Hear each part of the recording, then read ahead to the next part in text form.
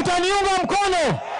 Mimi nimesema sisi kama mkoa wa Magharibi tutashikana kwa nguvu. Mkiona huyu anatembea hapa, anatosha ama hatoshi?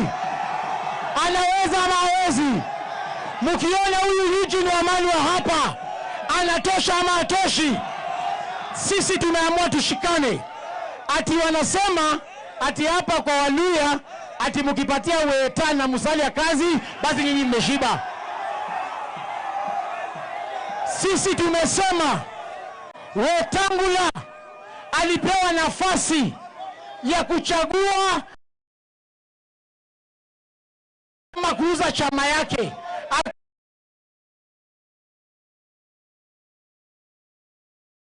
Akaamua kuuza chama yake, akaamua tutaruhusu mtu yoyote simamisha hii jeshi siingie hapa town. Sisi tumepiga pale Mraka.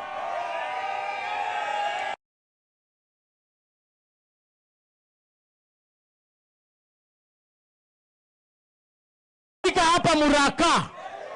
Ati huyu mtu anaitwa Governor Baraza ameweka watu pale Mraka ati wafungie sisi tusiingie hapa. Mimi nataka munipatie ruhusa. Huyu Baraza 2027 nitatoa hiyo longi yake fupi aende kwao. Aende asiende.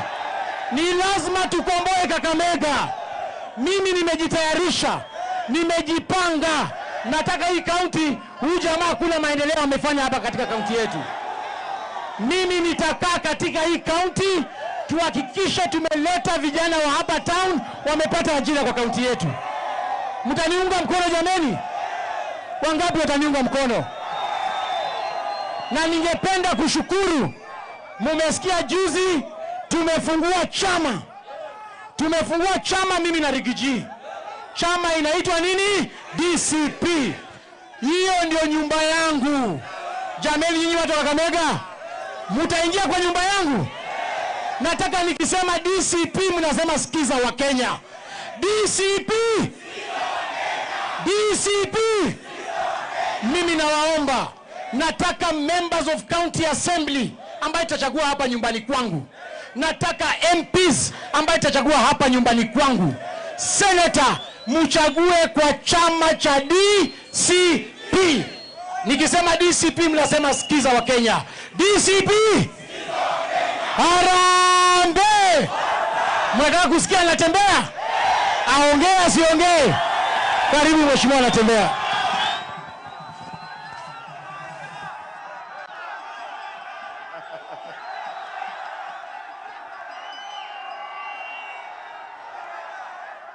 Halo! Kakamega oye! Kakamega oye! Nguzima. Bula ivunjira.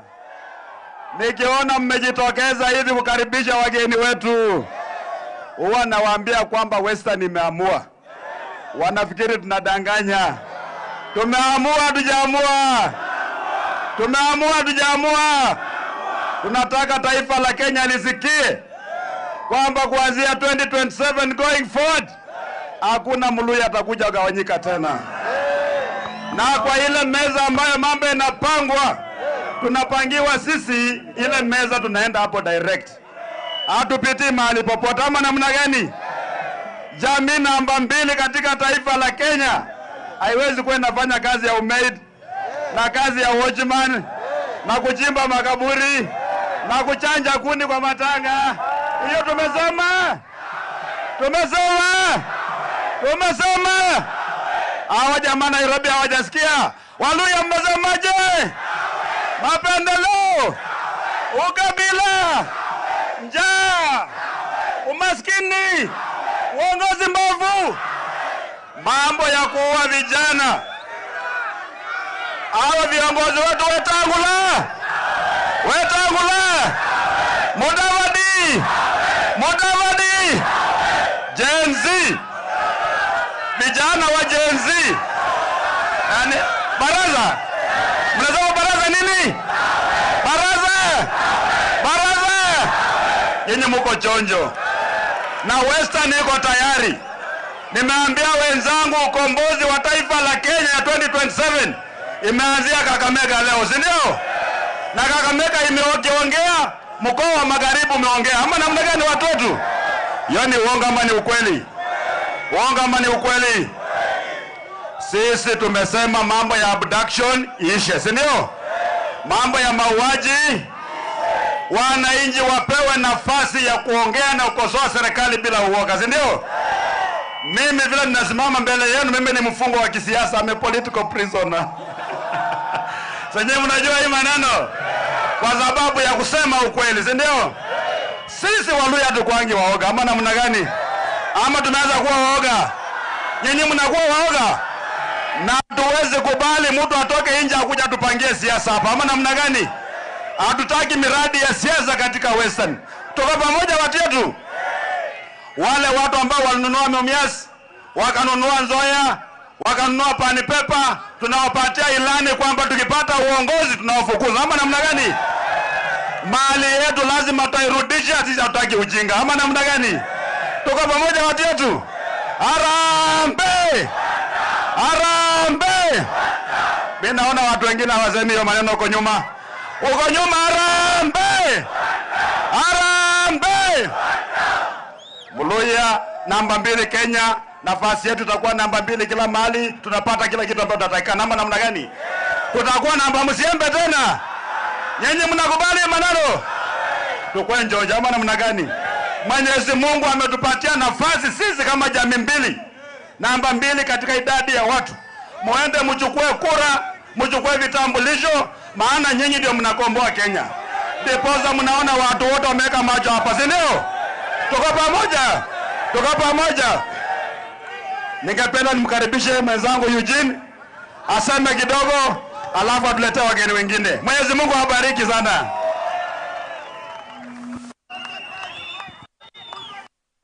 Harambee!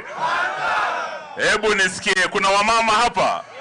Kina mama hai, wamama peke yao. Harambee! Hey, okay, wanaume sasa. Harambee! Wow. Kakamega oye! Kakamega! Mwasangale wakeni. Mwasangale Rigiji. Mwasangale Kalonzo. Mwasangale Matiang'i. Mwasangale Muturi. Sisi tumekuja hapa Kakamega kwa wageni wetu. Kakamega ndio headquarter ya the Mulembe Nation. Kakamega is like Rome. When Rome sneezes, the whole of Europe catches a cold. Hivi leo Kakamega mukiamua, Western yote itakuwa one. Tumekuwa kwa kina Kalonzo Ukambani, kutoka huko Kitui kwenda huko upande wa Machakos, Makueni wamesema ni one term. Kwa kina Matiang'i Kisii yote one term. Mlimani yote one term. Tumekuwa Pwani one term. Umasaini Jumapili iliyopita tumekuwa Umasaini. Kakamega headquarter ya Mulembe, nyinyi mwasemaje? Kakamega mwasemaje? Western mwasemaje? Hebu nione watu wa one term hapa. Ruto, Kalonzo, Kasongo. Sio Kalonzo. Kasongo. Kaongo. Sasa sisi tulikuwa tumesema Kasongo. Kakamega leo tumesema Kaongo one term. Lakini tumeleta wageni nyumbani. Kufika hapa kuna jamaa mwenzetu ana block tusiwaletee wageni. Tumeambiwa huyo jamaa anaitwa Gavana Baraza. Sisi leo tulikuwa tunasema tumeamua Ruto ndio one term. Lakini huyu Baraza mnaamuaje? Baraza, Kasongo, Kaongo. Na mnaona Kileosi ako tayari jamani. Anatosha hatoshi huyu jamaa. So mwisho leo tunataka tuseme ni kwa nini tunataka Kasongo ende. Mulembe, we are the house of peace. Sisi ni watu wa amani. Jamii ya Mulembe hatupendi damu. Haswa damu ya binadamu wenzetu ikimwaga sisi hatutaki. Tumekuwa na maandamano 2023 kama Azimio, vijana 75 waliuawa. Tukawa na maandamano ya Gen Z mwaka hii June, vijana wamerudi Nairobi kuweza kufanya ukumbusho wenzao. Vijana kwa wale 18 kuna vijana wa Luhya 6 tunawaleta nyuma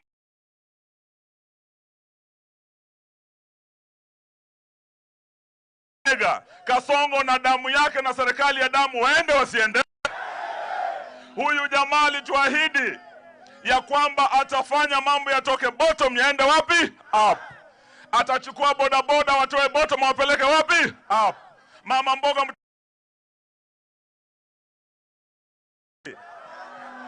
are your lives better? Kakamega, are your lives better? Your lives are wauguzi mlio hapa na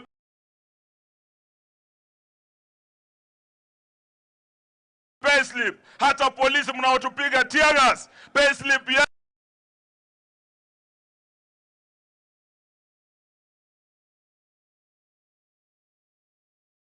mitawakomboa kutoka kwa ushuru wa Zakayo and will restore the dignity of the payslip. Mko tayari kutembea pamoja jamani?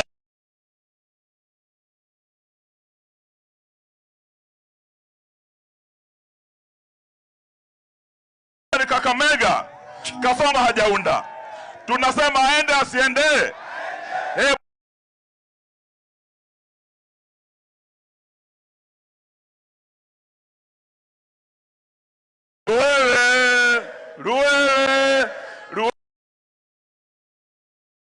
Ruwele Nyasaya hulinde. Wacha nilete sasa Vice President Kalonzo Musyoka.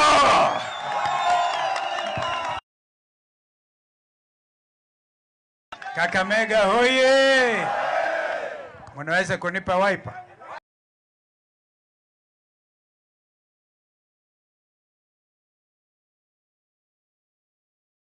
Wiper! DCP! DAK!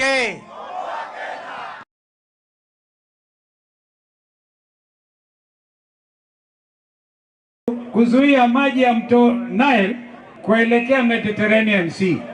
Kenya ni moja, na kwa hivyo nyinyi najua ni makozo wa Rigiji, makazi ni wa Rigiji, ama sivyo?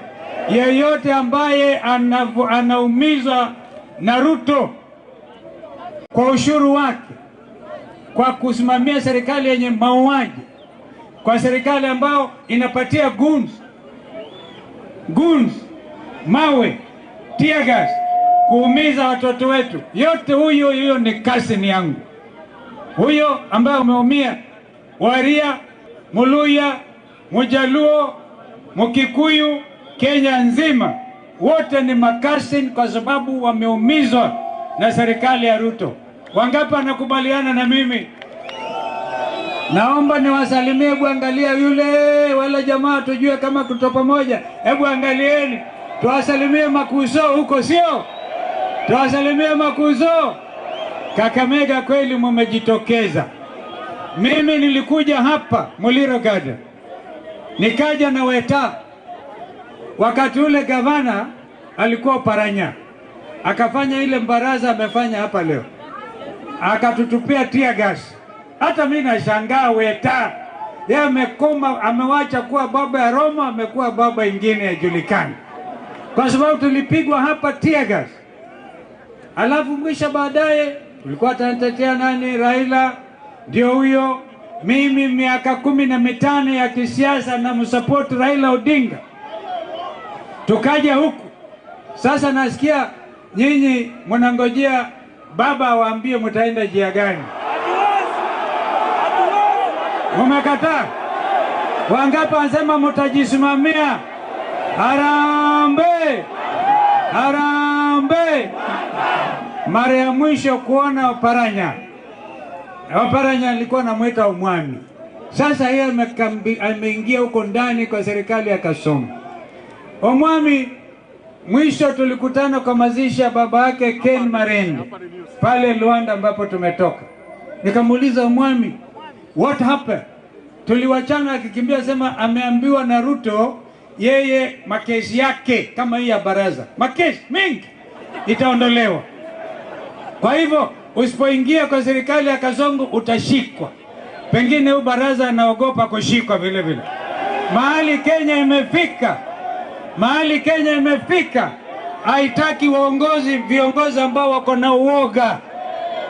Mimi kutoka kupitwa tear gas hapa na Oparanya kuja kuingia kwa Azimio, alafu baba anaenda kutafuta kiti sijui ya AU, yeah? Alafu watu wengine walikuwa wanatuchekesha. Wanasema hii Addis Ababa. Baba anatoka hapa anaenda kuangukia mji wake anaita Addis ya baba. Kwa hivyo kumekucha. Hatutaki tena watu watekwe nyara na viongozi ambao hawana nia nzuri. Nia yao ni kuuza watu. Kenya ikubali. Ndio vijana Gen Z wakiwa na chupa ya maji na simu yao hii na bendera ya Kenya wakajitokeza, wakasema tunataka nchi yetu. Ndio wanakimbizana nao, wanashikwa. Tunataka tushukuru mahakama. Wengine wanajitokeza wazi kama Justice Mwita akasema stop the nonsense, stop the nonsense. Kijana Diangui amesema utamshika wewe Amin DCI. Mjue hii ni nchi, na wengi wetu ni mawakili. Hii ni nchi inatawaliwa na katiba ya 2010. Hiyo katiba ukishika mkono, kanyanga nchi yako kwa raha na furaha. Weka kifua mbele na ile kitu ingine nyuma. Hakuna mtu anaweza kukutoa na kukutisha. Uko chini ya ulinzi wa katiba wa 2010 ambayo sisi na kina Kibaki tulianzisha. Hiyo ndio katiba inasema Kenya shall be a multi-party democracy. Ndio naona kijana yangu Malala akisema yeye ni DCP na namuunga mkono kikamilifu, sio? Ndio naona Rigiji yako na DCP, ama sivyo? Ndio naona my friend Eugene Wamalwa anakalia Democratic Action Party of Kenya. Ndio naona ndugu yangu Matiang'i atatutangazia chama hivi karibuni. Na unaona mimi nikisema hawa ndugu wawili hawa ambao mmoja ni party leader wa DAP na mwingine ni deputy party leader, governor anatembea, wakamshika kiholela. Ndio sema msiogope, muwe na ujasiri kama governor anatembea. Walikuja wanabeba pesa ya kuonga vijana Trans Nzoia pale Kitale. Vijana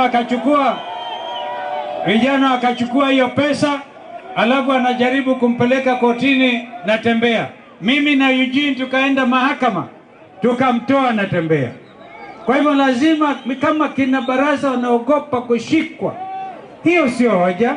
Ukishikwa na watoto wa Kenya wanapata afuani, wewe unakuwa kiongozi kabisa. Lakini ukiwa ni kiongozi muoga, uwezi hata mwenyewe kujisaidia, utakuwa unateswa tu na Ruto. Unaambiwa utatu. Afadhali wengine, my friend Mudavadi, hata chama inamezwa na Kasongo. Hii mambo gani hii jamani? Tumetoka mbali na wa ndugu.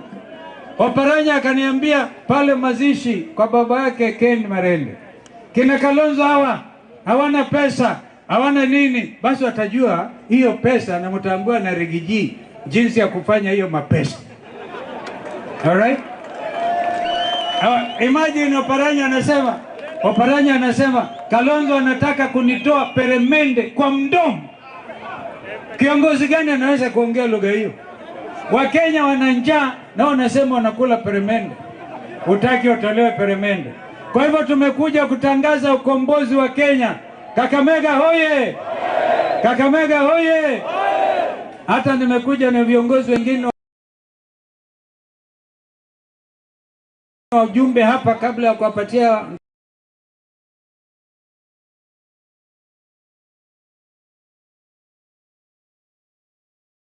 ndugu zako hawa kina Matiang'i.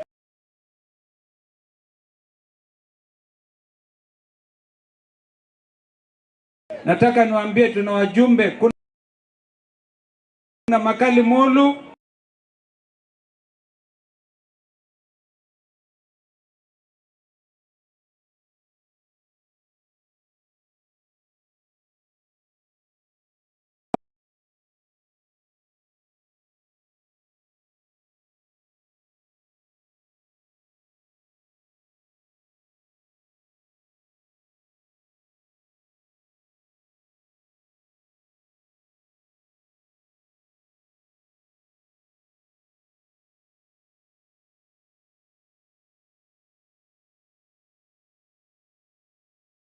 Ngunda huko. Tuko na mheshimiwa mjumbe wa Kaiti.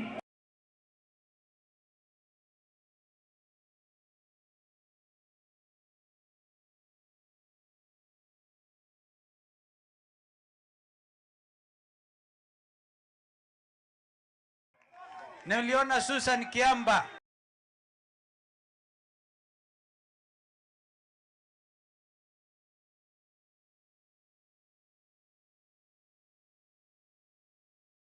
Kakamega hoye! Ngoja kidogo.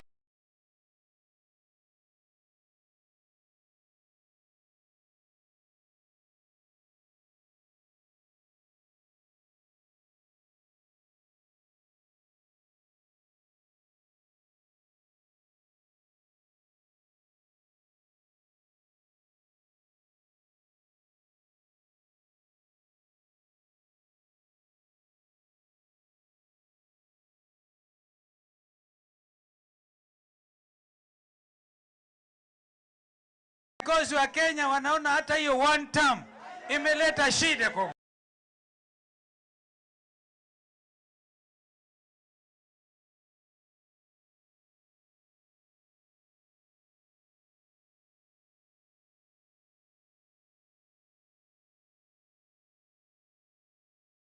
serikali ambao wanaenda inawasaidia.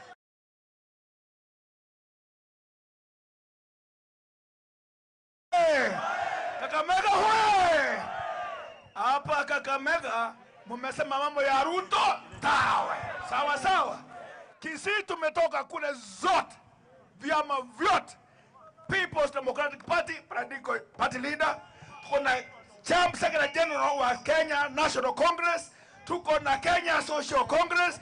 Tuko na UPA. Wote kwa jumla tumesindikisha ndugu wetu mmoja tu, Dr. Fred Okengo Matiang'i. Wakisii wamesema kwamba mambo ya Kasumu yasema. Nikaenda Narok wakasema Ongo ni Mayeu sema.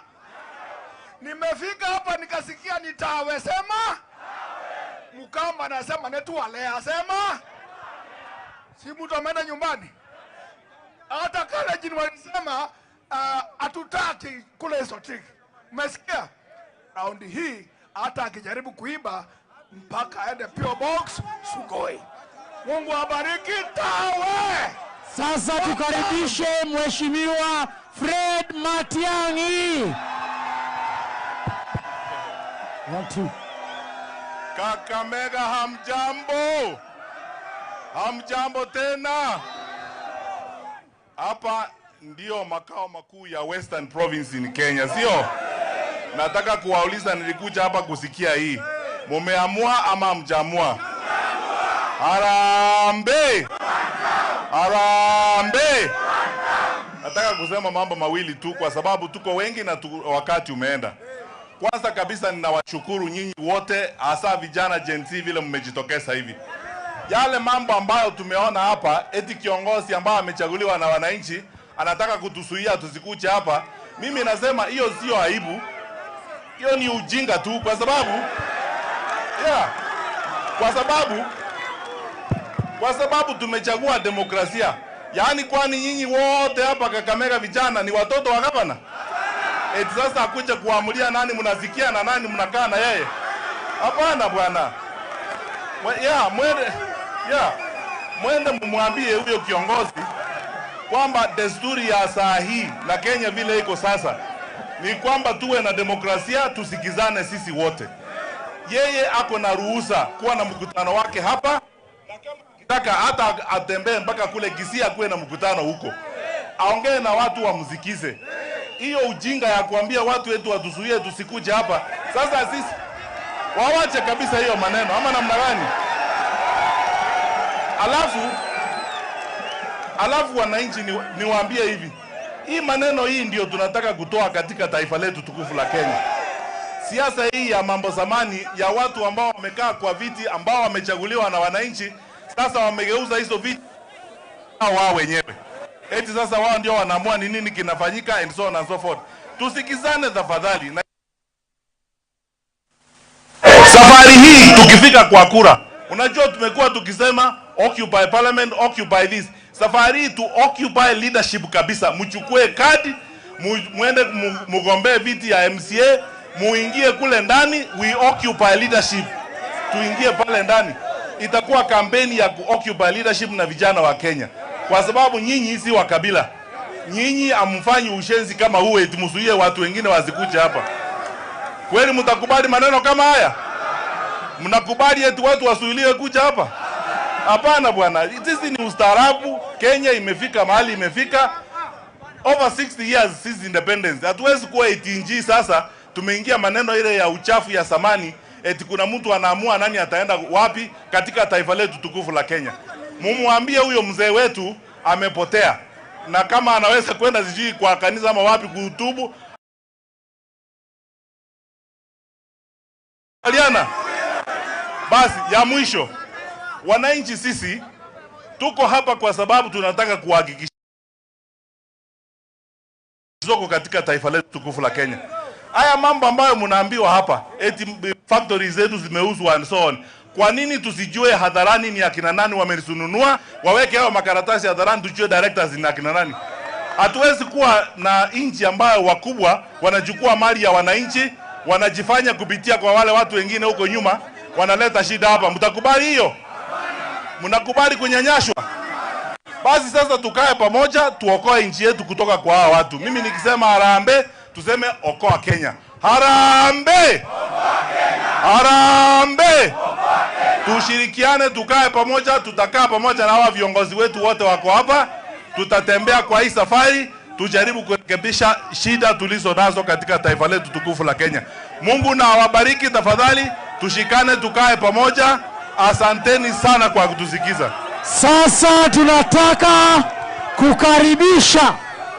Nataka tukaribishe Kuzo Rigiji.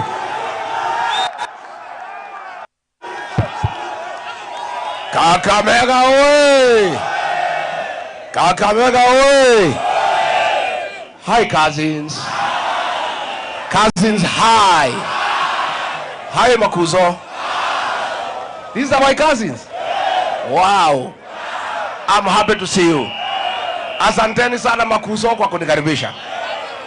Mimi zamani ni mtu ya area hii. Nilikuwa nafanya kazi hapa na Baholo. Jioni ninakuja hapa Franka kutafuta chupa 2-3 ya kutafuta usingizi. Si ni sawa kutafuta usingizi? Saa ingine tukiwa hapo mkobero inaletwa. Tunangangana naye. Kakamega wewe. Mimi nimekuja kusikiza ground. Sikuwage na kazi ingine Kenya. Kazi yangu ni kusikiza nini? Kakamega mnasemaje? Ati Kakamega mnasemaje? Hapa ni one time. Hapa. Wewe Ruto. Wewe Kasongo. Wewe Zakayo. Wewe Kaongo. Wewe mwizi. Wewe muuaji. Wewe mtu ya kutanga. Kakamega aende asiende? Wacha nione watu ya Kakamega anasema aende. Huyu Kasongo kwa sababu haelewi mimi ni wakazi. Alikuwa anasema because nimemwambia asiwe watoto mimi ni mkabila. Anasema mimi sitoke kwa mlima. Hapa ni Murang'a. Hapa ni Kiambu. Hapa ni Meru. Hapa ni Nyandarua. Hapa ni wapi? Hapa ni wapi? Rigiji yako hayuko. Rigiji ako na wafuasi Kakamega hana. Wapi wafuasi ya Rigiji hapa Kakamega? Songo umepotea. Umeiba mali ya Kenya mpaka umechanganyikiwa. Si ndio? Sasa mimi wacha nimueleze nikiwa hapa Ingo. Please my cousins. My cousins. My cousins. I care for you. Nyinyi Makuzo mmetumia vibaya na hii mzee hapo. Si ndio? Kila mwaka mmempigia kura. Ameenda, ameuza, ameingia serikali, amewacha nyinyi kwa mataa. Alikuja hapa wakati ya Azimio. Akasema Azimio ikipata serikali, Oparanya atakuwa waziri wa pesa. Si ndio? Akaingia kwa serikali ya Ruto akapata waziri wa pesa. akapatia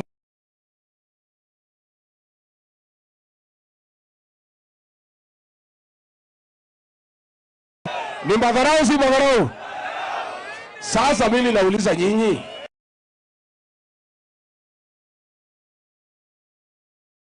wewe Kasongo, Rigiji alikusaidia pale mlimani na kula milioni 4 yote imeenda.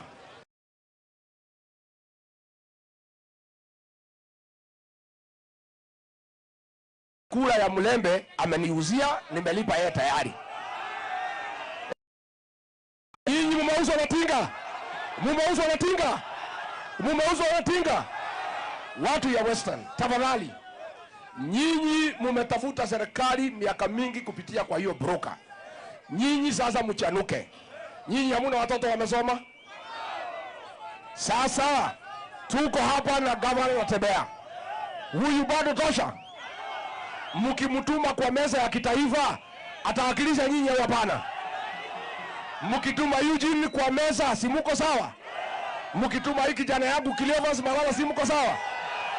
Sasa nyinyi watu ya magharibi, I want to challenge you today. Please unite behind your 3 leaders. Ndio wakuja tuketi tukubaliane vile tutaunda serikali. Si ndio?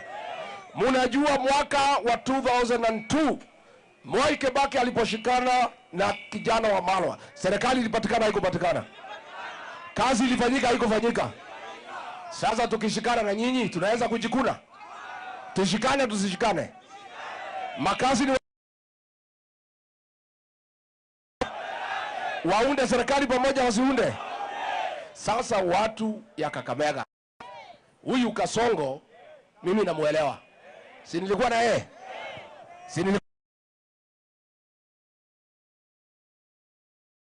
mwizi? Si mimi nilikuwa na yeye? Sasa pale kwetu kwa mlima tumempanga vizuri.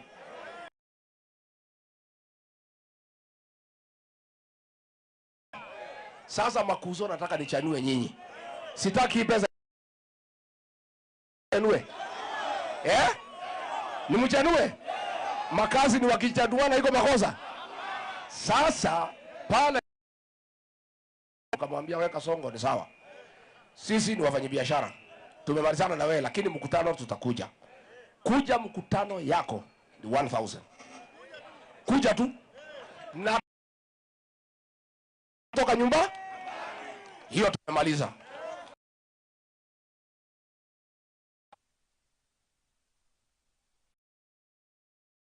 Kucheka, kukuonesha meno yetu, uongeze 1000. Sasa mkutano yako kupiga makofi na kucheka ni 1000 ngapi? Kasongo anyolewa asinyolewe? Akija mtamnyoa? Msiwache aende na yote. Hii pesa ameiba ni mingi. Sasa ametuma ile mtu yake.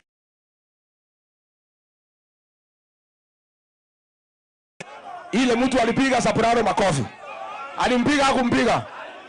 Sasa akija hapa na Soprano, nyinyi mjipange. Mkiambiwa na Liguru unamwambia kabla sijatoka unipatie mumechanuka au mjachanuka?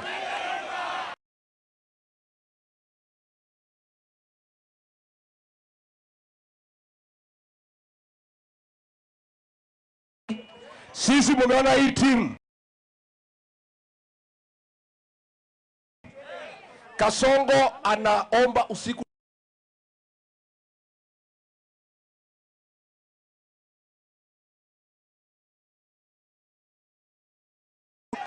Sisi tumeshikana hapa na tumekubaliana saa hii hatuna haja kujua ni nani. Kitu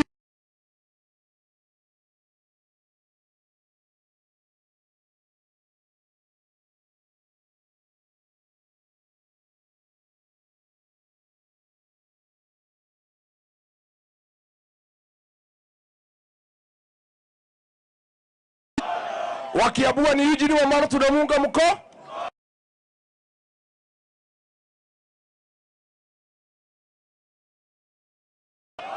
Mimi nataka niongee na hao viongozi wenzangu. The move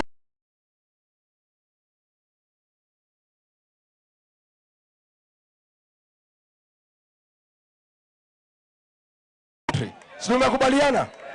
Na huyu Kasongo anatutumia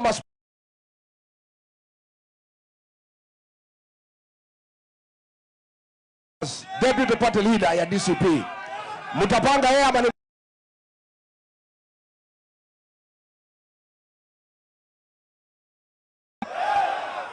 mtampanga? Mnapangia Wakakamega apate asipate, kilio anatosha atoshi?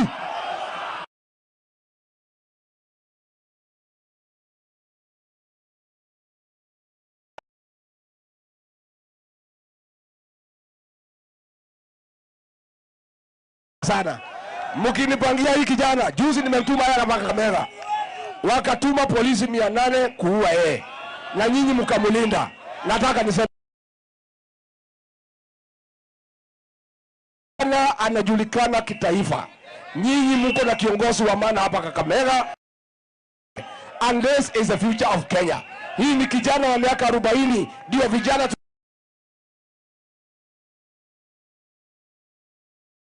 Harambe. Mtakuja kutembea wa Monyoro? Mtakuja? Mnajua ni wapi? Mnajua ni wapi?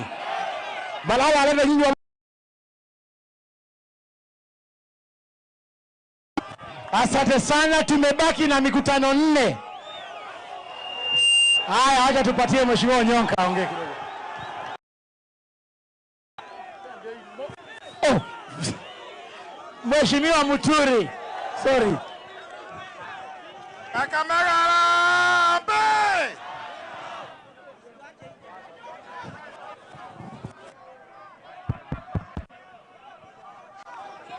Kakamega Harambee! Nataka kuongea jambo moja tu, ya kwamba vile mnaona timu hii ndio timu ambayo inaenda kuokoa Kenya, na wale watu ambao wanapangia wengine vita ya kupea vijana rungu ni wale waoga. Watu wanaume anatakiwa kusimama kama anatembea, na ukiona ule na hiyo ako na hatia, anajua yeye amefanya makosa. Kama hujafanya makosa, simama kama George natembea, serikali ikuje, kwa sababu hakuna kesi kuhusu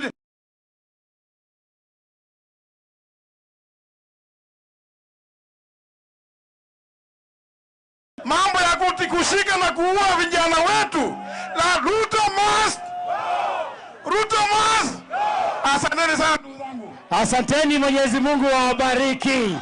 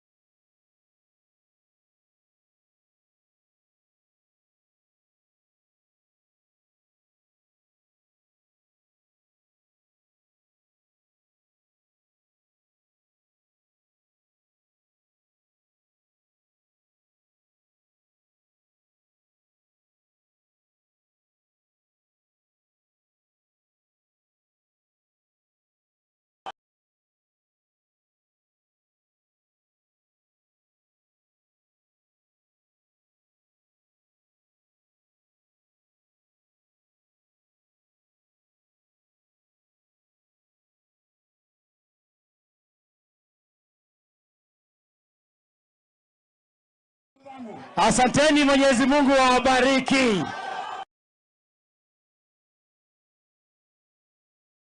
Karibisha. Nataka tukaribishe Kuzo Rigiji.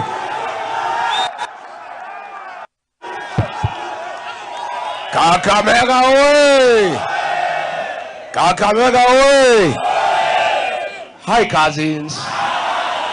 Cousins hi. Hi Makuzo.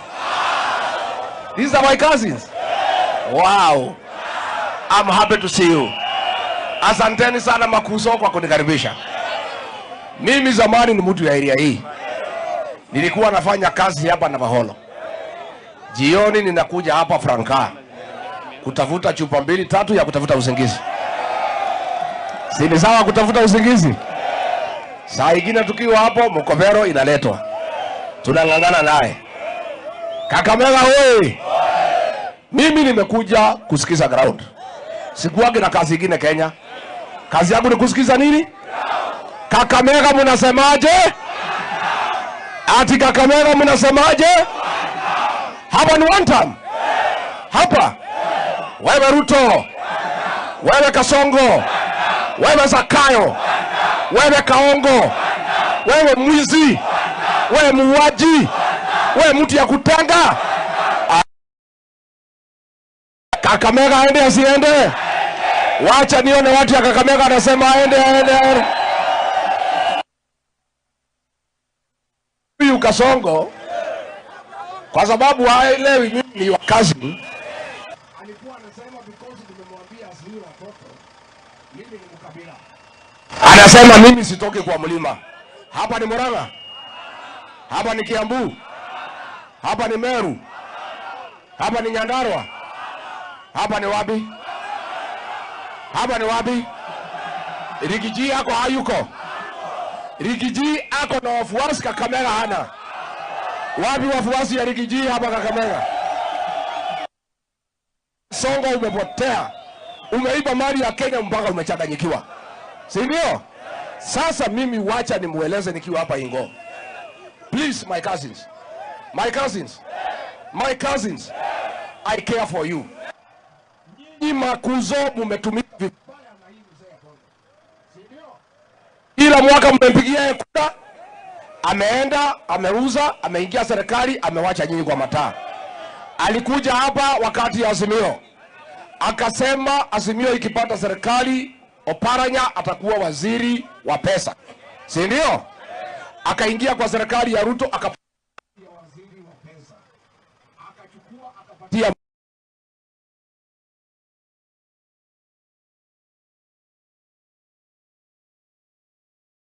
ni madharau si madharau. Sasa mimi nauliza nyinyi,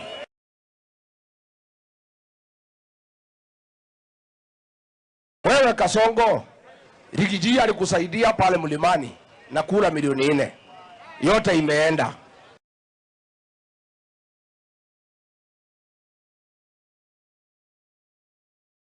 Kula ya Mlembe ameniuzia, nimelipa yeye tayari. Nyinyi mumeuza Natinga. Mumeuza Natinga. Mumeuza Natinga. Watu ya Western, tafadhali. Nyinyi mumetafuta serikali miaka mingi kupitia kwa hiyo broker. Nyinyi sasa mchanuke. Nyinyi hamuna watoto wamesoma? Sasa tuko hapa na gavana anatembea. Huyu bado tosha. Mkimtuma kwa meza ya kitaifa atawakilisha nyinyi au hapana? Mkituma Eugene kwa meza si mko sawa? Mkituma hiki kijana yangu Cleophas Malala si mko sawa? Sasa nyinyi watu ya magharibi, I want to challenge you today. Please unite behind your 3 leaders. Ndio wakuja tuketi tukubaliane vile tutaunda serikali. Si ndio? Mnajua mwaka wa 2002 Mwai Kibaki aliposhikana na kijana wa Malwa, serikali ilipatikana haiko patikana? Kazi ilifanyika haiko fanyika? Sasa tukishikana na nyinyi tunaweza kujikuna? Tushikane tusishikane? Makazi ni waunde serikali pamoja wasiunde? Sasa watu ya Kakamega, huyu Kasongo mimi namuelewa. Si nilikuwa na yeye? Si nilikuwa si mwizi? Si mimi nilikuwa na yeye? Sasa pale kwetu kwa mlima tumempanda vizuri.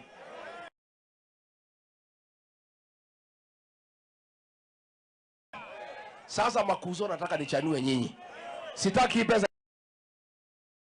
chanue. Ni mchanue. Makazi ni wakichanuana iko makosa. Sasa pale kamwambia weka Songo ni sawa. Sisi ni wafanyabiashara. Tumemalizana na wewe lakini mkutano tutakuja. Kuja mkutano yako ni 1000. Kuja tu na toka nyumba hiyo tumemaliza.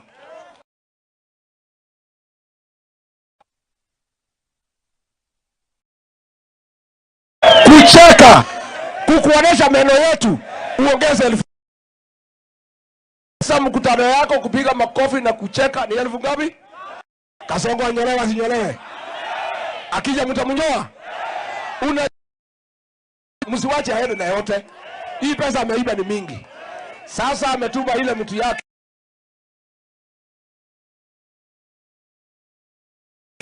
Ile mtu alipiga Soprano makofi. Alimpiga hakumpiga. Sasa akija hapa na Soprano. Nyinyi mjipange. Mkiambiwa na Liguru unamwambia kabla sijatoka unipatie mumechanuka mjachanuka.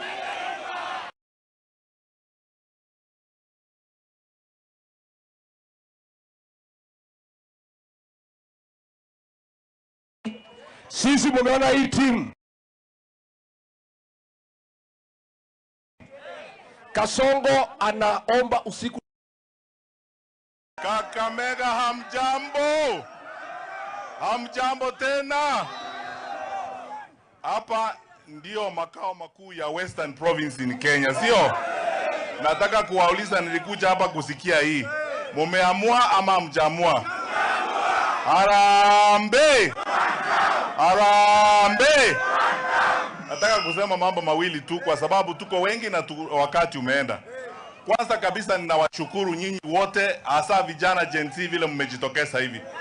Yale mambo ambayo tumeona hapa, eti kiongozi ambaye amechaguliwa na wananchi anataka kutusuia tusikuje hapa. Mimi nasema hiyo sio aibu. Hiyo ni ujinga tu kwa sababu kwa sababu tumechagua demokrasia.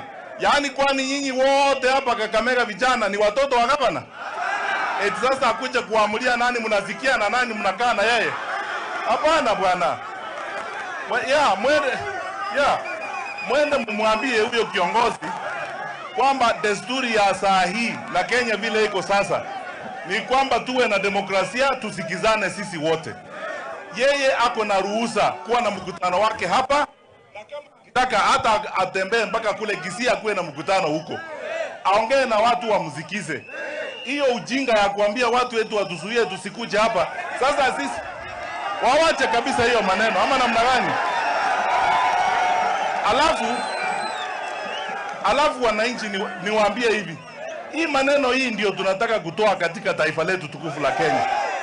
Siasa hii ya mambo zamani ya watu ambao wamekaa kwa viti ambao wamechaguliwa na wananchi, sasa wamegeuza hizo viti wao wenyewe. Eti sasa wao ndio wanaamua ni nini kinafanyika and so on and so forth. Tusikizane tafadhali. Na safari hii tukifika kwa kura, unajua tumekuwa tukisema occupy parliament, occupy this. Safari hii tu occupy leadership kabisa. Mchukue kadi, muende mugombee viti ya MCA, muingie kule ndani, we occupy leadership. Tuingie pale ndani. Itakuwa kampeni ya occupy leadership na vijana wa Kenya. Kwa sababu nyinyi si wa kabila. Nyinyi amfanyi ushenzi kama huo eti msuie watu wengine wasikuje hapa. Kweli mtakubali maneno kama haya? Mnakubali eti watu wasuiliwe kuja hapa? Hapana bwana. Sisi ni ustaarabu. Kenya imefika mahali imefika. Over 60 years since independence. Hatuwezi kuwa etinji sasa tumeingia maneno ile ya uchafu ya samani eti kuna mtu anaamua nani ataenda wapi katika taifa letu tukufu la Kenya. Mumwambie huyo mzee wetu amepotea. na kama anaweza kwenda sijui kwa kanisa ama wapi kuhutubu. Aliana. Basi ya mwisho, wananchi sisi tuko hapa kwa sababu tunataka kuhakikisha soko katika taifa letu tukufu la Kenya. Haya mambo ambayo mnaambiwa hapa eti factories zetu zimeuzwa and so on. Kwa nini tusijue hadharani ni akina nani wamezinunua, waweke hao makaratasi hadharani tujue directors ni akina nani? Hatuwezi kuwa na nchi ambayo wakubwa wanachukua mali ya wananchi, wanajifanya kupitia kwa wale watu wengine huko nyuma, wanaleta shida hapa. Mtakubali hiyo? Mnakubali kunyanyashwa? Basi sasa tukae pamoja tuokoe nchi yetu kutoka kwa hawa watu. Mimi nikisema harambee, tuseme okoa Kenya. Harambee! Harambee! Tushirikiane, tukae pamoja, tutakaa pamoja na hawa viongozi wetu wote wako hapa. Tutatembea kwa hii safari, tujaribu kurekebisha shida tulizo nazo katika taifa letu tukufu la Kenya. Mungu na awabariki tafadhali, tushikane tukae pamoja. Asanteni sana kwa kutusikiza. Sasa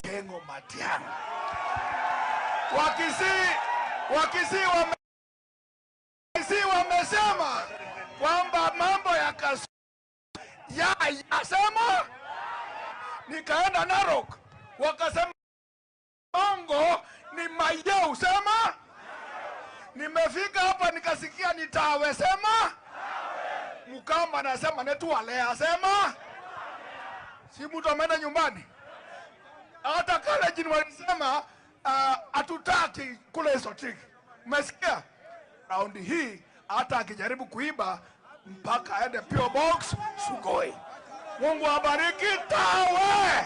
Sasa tukaribishe Mheshimiwa Fred Matiang'i. Kwa hivyo nyinyi najua ni makozo wa Rigiji, makazi ni wa Rigiji, ama sivyo? Yeyote ambaye anaumizwa na Ruto kwa ushuru wake, kwa kusimamia serikali yenye mauaji, kwa serikali ambao inapatia guns, mawe, tear gas, kuumiza watoto wetu, yote huyo ni kasini yangu. Huyo ambaye umeumia, Waria, Muluya, Mujaluo, Mukikuyu, Kenya nzima, wote ni makasin kwa sababu wameumizwa na serikali ya Ruto. Wangapi wanakubaliana na mimi? Naomba niwasalimie. Hebu angalia yule wala jamaa tujue kama kuto pamoja. Hebu angalieni. Tuwasalimie Makuso huko, sio? Tuwasalimie Makuso. Kakamega kweli mmejitokeza. Mimi nilikuja hapa Muliro Garden, nikaja na Weta.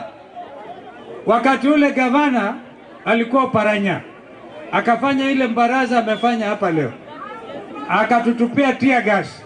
Hata mimi nashangaa Weta, yeye amekoma, amewacha kuwa baba ya Roma, amekuwa baba ingine ya julikani, kwa sababu tulipigwa hapa tear gas. Alafu mwisha baadaye tulikuwa tunatetea nani? Raila. Ndio huyo. Mimi miaka 15 ya kisiasa na msupport Raila Odinga. Tukaja huku sasa, nasikia nyinyi mnangojea baba awaambie mtaenda njia gani. Umekataa? Wangapi wanasema mtajisimamia? Harambee! Harambee!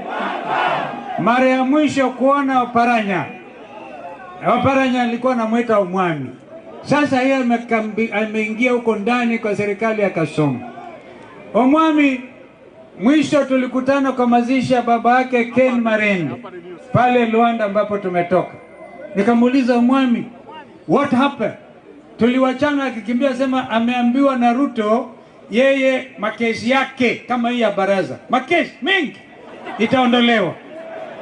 Kwa hivyo usipoingia kwa serikali ya Kasongo utashikwa. Pengine huyu baraza anaogopa kushikwa vile vile. Mahali Kenya imefika, haitaki viongozi ambao wako na uoga.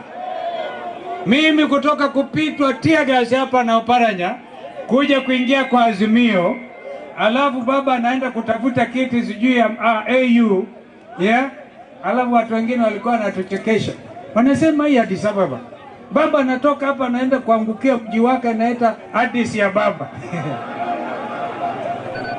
Kwa hivyo kumekucha. Hatutaki tena watu watekwe nyara na viongozi ambao hawana nia nzuri. Nia yao ni kuuza watu. Kenya ikubali. Ndio vijana Gen Z wakiwa na chupa ya maji na simu yao hii na bendera ya Kenya wakajitokeza wakasema tunataka nchi yetu. Ndio wanakimbizana nao, wanakimbizana, wanashikwa. Tunataka tushukuru mahakama.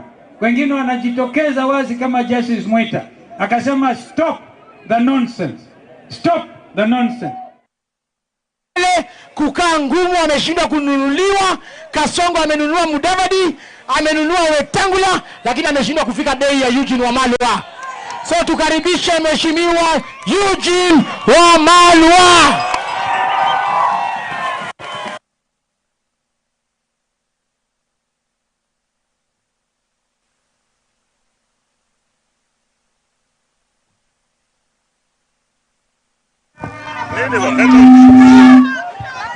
Lubao Mlembe Mwehoere wakeni Mwasangale Rigiji Mwasangale Kalonzo Musyoka Mwasangale Matiang'i Mwasangale JB Muturi.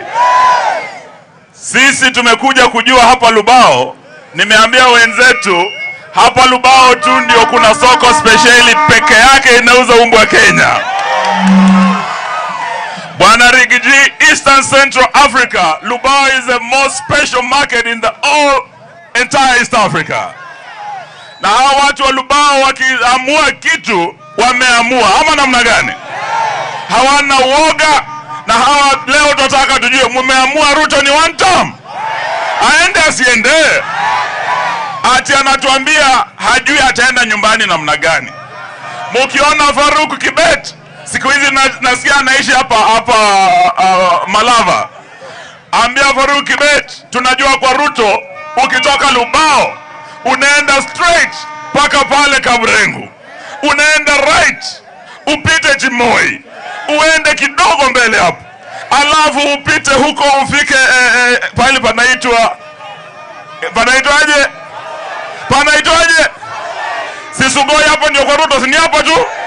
Muna shida tukimrudisha nyumbani? Na muna shida tukileta hiyo kiti kuja huku kwetu? Na mwe bali yenyewe za mtozia na mwezo mtozi. Hebu nione mikono unasema Ruto enda.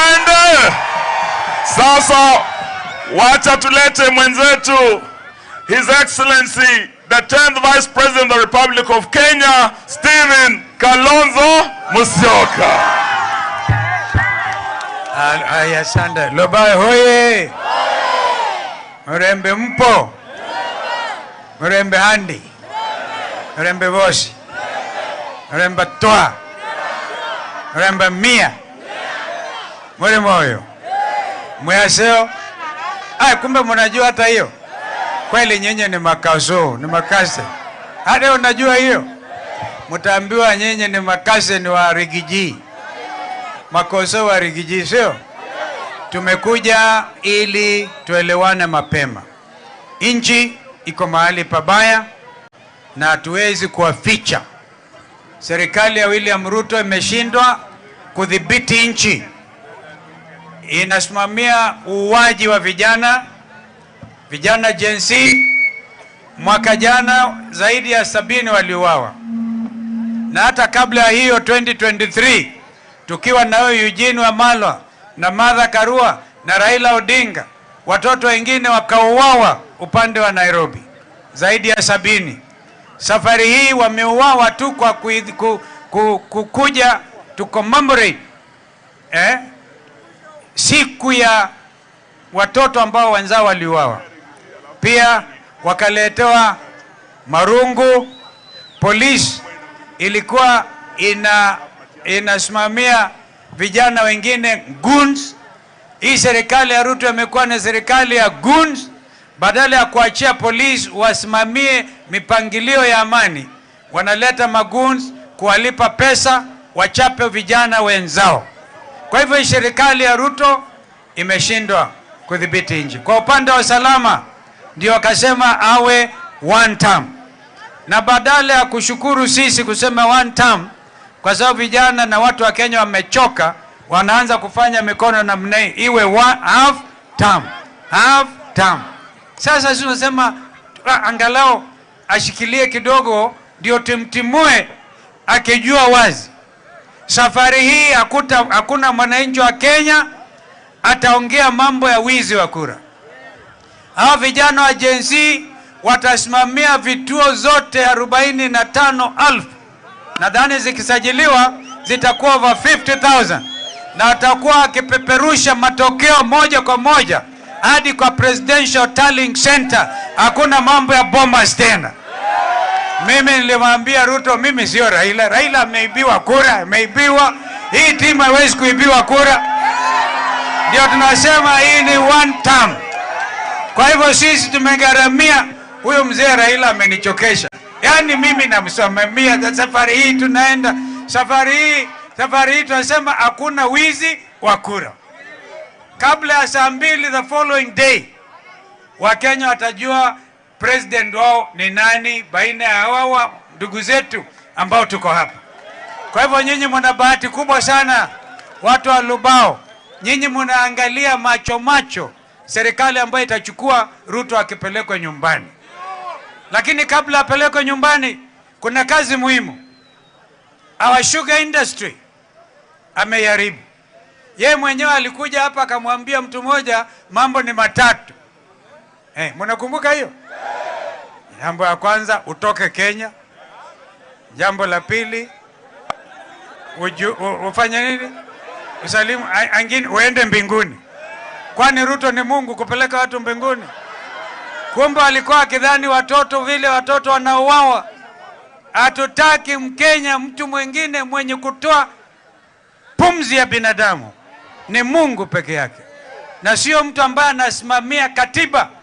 In effect, on that score alone, Ruto mwenyewe should have been impeached. Kwa kusema mtu anaweza kwenda mbinguni, atamsafirisha aende mbinguni.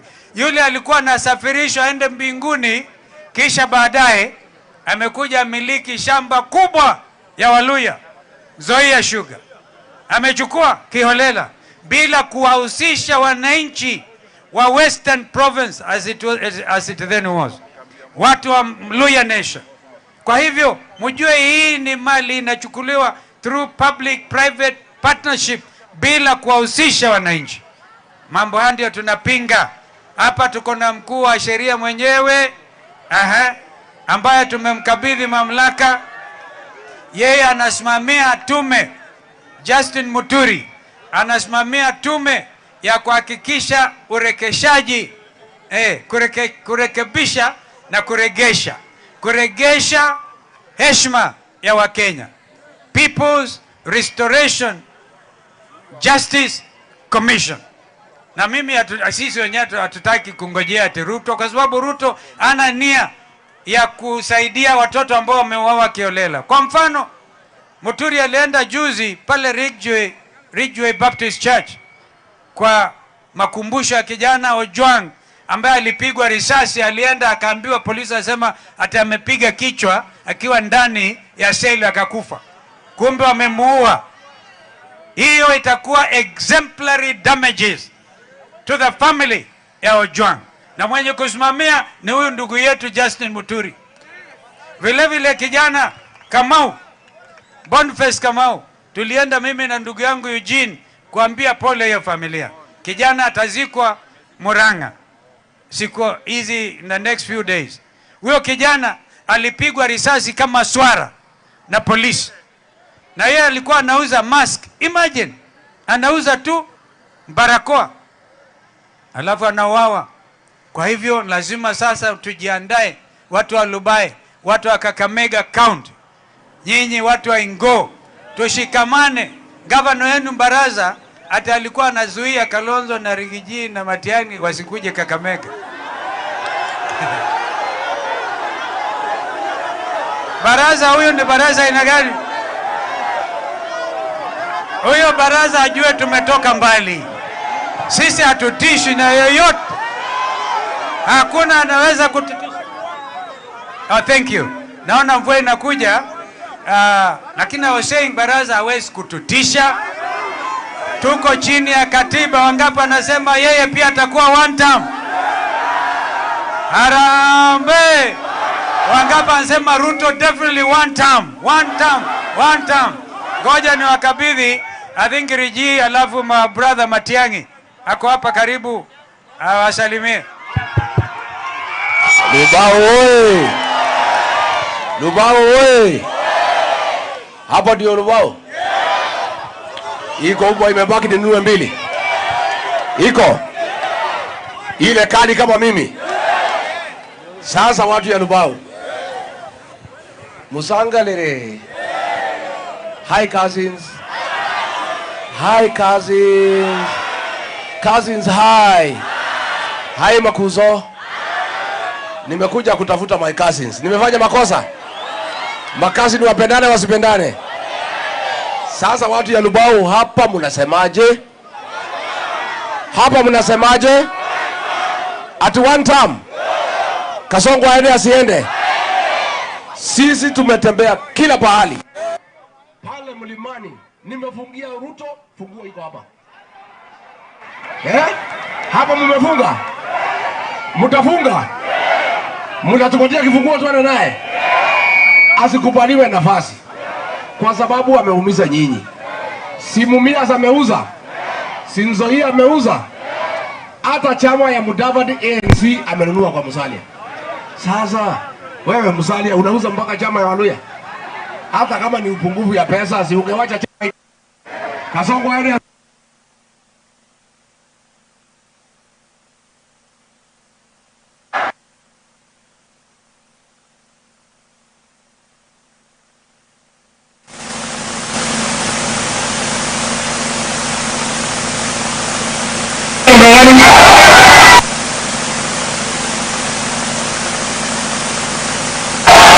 Wangapi wanasema kilio Malala for governor, kilio? Nimwambie nyinyi watu ya Kakamega, hii ni jewel, ni dhahabu. Huyu kijana he is 40 years. Ako na nguvu.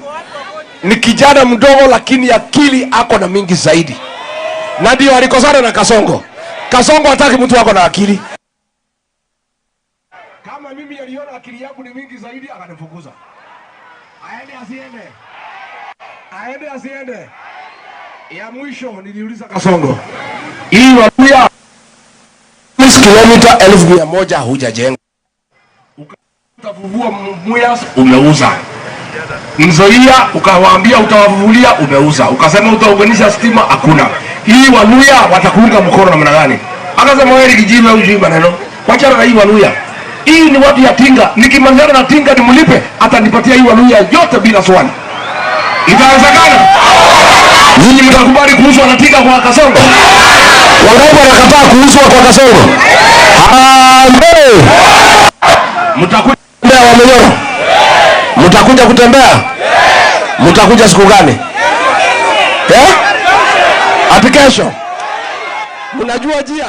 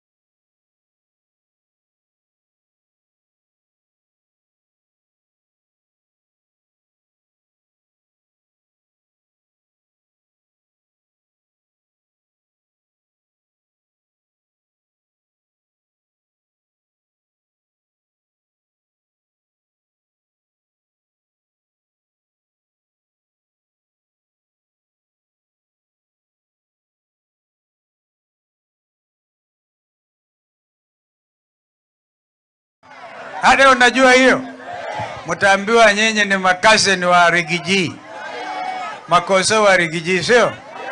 Tumekuja ili tuelewane mapema. Nchi iko mahali pabaya na hatuwezi kuwaficha. Serikali ya William Ruto imeshindwa kudhibiti nchi. Inasimamia uuaji wa vijana Gen Z. Mwaka jana zaidi ya 70 waliuawa. Na hata kabla ya hiyo 2023 tukiwa na Eugene Wamalwa na Martha Karua na Raila Odinga, watoto wengine wakauawa upande wa Nairobi zaidi ya 70. Safari hii wameuawa tu kwa kukuja to commemorate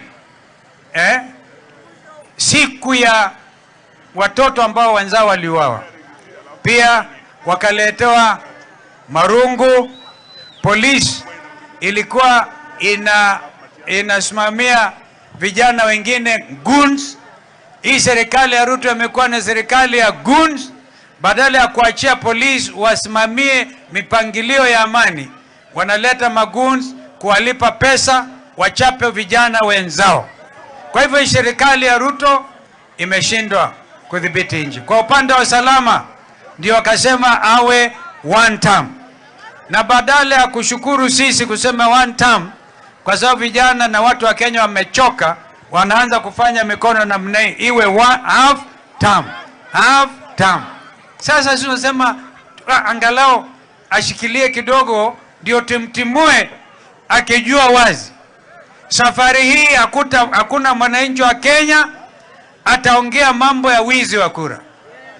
Hao vijana wa Gen Z watasimamia vituo zote 45,000.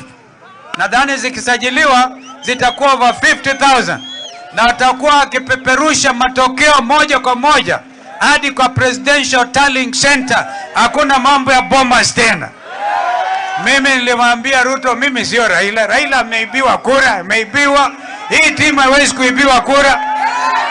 Ndio tunasema hii ni one term. Kwa hivyo sisi tumegharamia. Huyo mzee Raila amenichokesha. Yaani mimi namsimamia safari hii tunaenda. Safari hii tunasema hakuna wizi wa kura. Kabla ya saa 2 the following day, Wakenya watajua president wao ni nani baina ya hawa ndugu zetu ambao tuko hapa. Kwa hivyo nyinyi mna bahati kubwa sana, watu wa Lubao. Nyinyi mnaangalia macho serikali ambayo itachukua Ruto akipelekwa nyumbani. Lakini kabla apelekwe nyumbani, kuna kazi muhimu. Our sugar industry ameharibu. Yeye mwenyewe alikuja hapa akamwambia mtu mmoja mambo ni matatu. Mnakumbuka hiyo? Jambo la kwanza, utoke Kenya. Jambo la pili, ufanye nini? Usalimu angine uende mbinguni. Kwani Ruto ni Mungu kupeleka watu mbinguni? Kumbe alikuwa akidhani watoto vile watoto wanauawa. Hatutaki Mkenya mtu mwingine mwenye kutoa pumzi ya binadamu. Ni Mungu peke yake. Na sio mtu ambaye anasimamia katiba. In effect, on that score alone, Ruto mwenyewe should have been impeached. Kwa kusema mtu anaweza kwenda mbinguni, atamsafirisha aende mbinguni. Yule alikuwa anasafirishwa aende mbinguni, kisha baadaye amekuja miliki shamba kubwa ya Waluya, Nzoia Sugar. Amechukua kiholela bila kuwahusisha wananchi wa Western Province as it then was. Watu wa Luya Nation. Kwa hivyo mjue hii ni mali inachukuliwa through public private partnership bila kuwahusisha wananchi. Mambo haya ndio tunapinga. Hapa tuko na mkuu wa sheria mwenyewe ambaye tumemkabidhi mamlaka.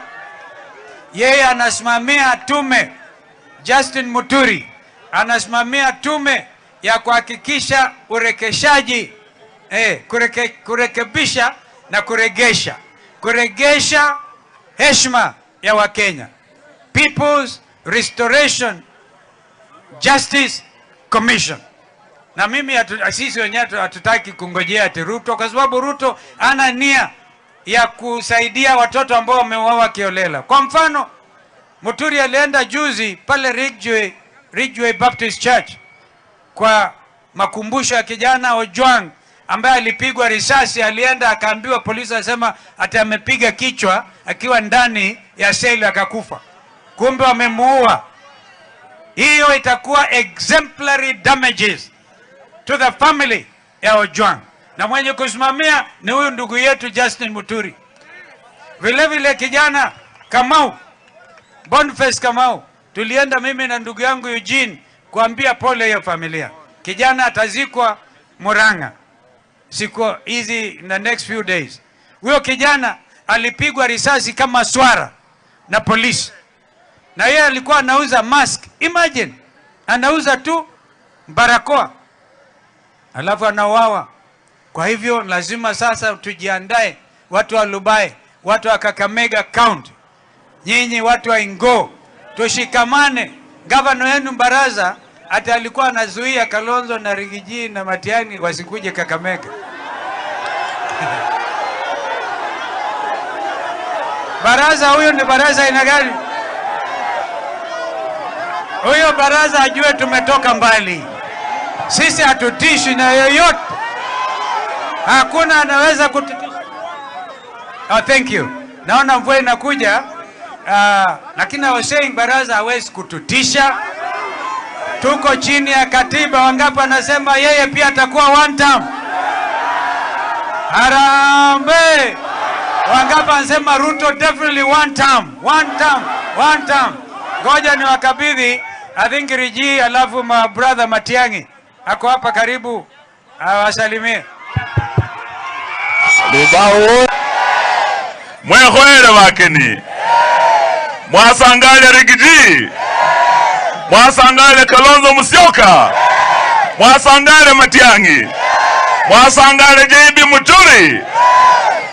Sisi tumekuja kujua hapa Lubao, nimeambia wenzetu hapa Lubao tu ndio kuna soko speciali peke yake inauza umbwa Kenya. Bwana Rigiji, Eastern Central Africa, Lubao is the most special market in the entire East Africa. Na hawa watu wa Lubao wakiamua kitu wameamua, ama namna gani? Hawana uoga. Na hawa leo tunataka tujue, mumeamua Ruto ni one term? Aende asiende? Ati anatuambia hajui ataenda nyumbani namna gani. Mukiona Faruk Kibet siku hizi nasikia anaishi hapa Malava. Ambia Faruk Kibet, tunajua kwa Ruto ukitoka Lubao unaenda straight paka pale Kabrengu, unaenda right upite Chimoi, uende kidogo mbele hapo, alafu upite huko ufike pale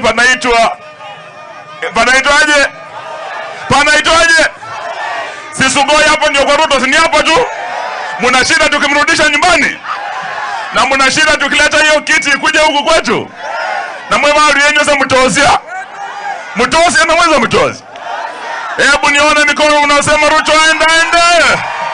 Sasa wacha tulete mwenzetu His Excellency the 10th Vice President of the Republic of Kenya, Stephen Kalonzo Musyoka.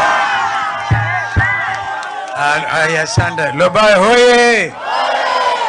Mrembe mpo? Mrembe handi? Mrembe bosi? Mrembe toa? Mrembe mia? Mwere moyo? Mwaseo? Kumbe mnajua hata hiyo. Kweli nyenye. Asanteni, Mwenyezi Mungu awabariki.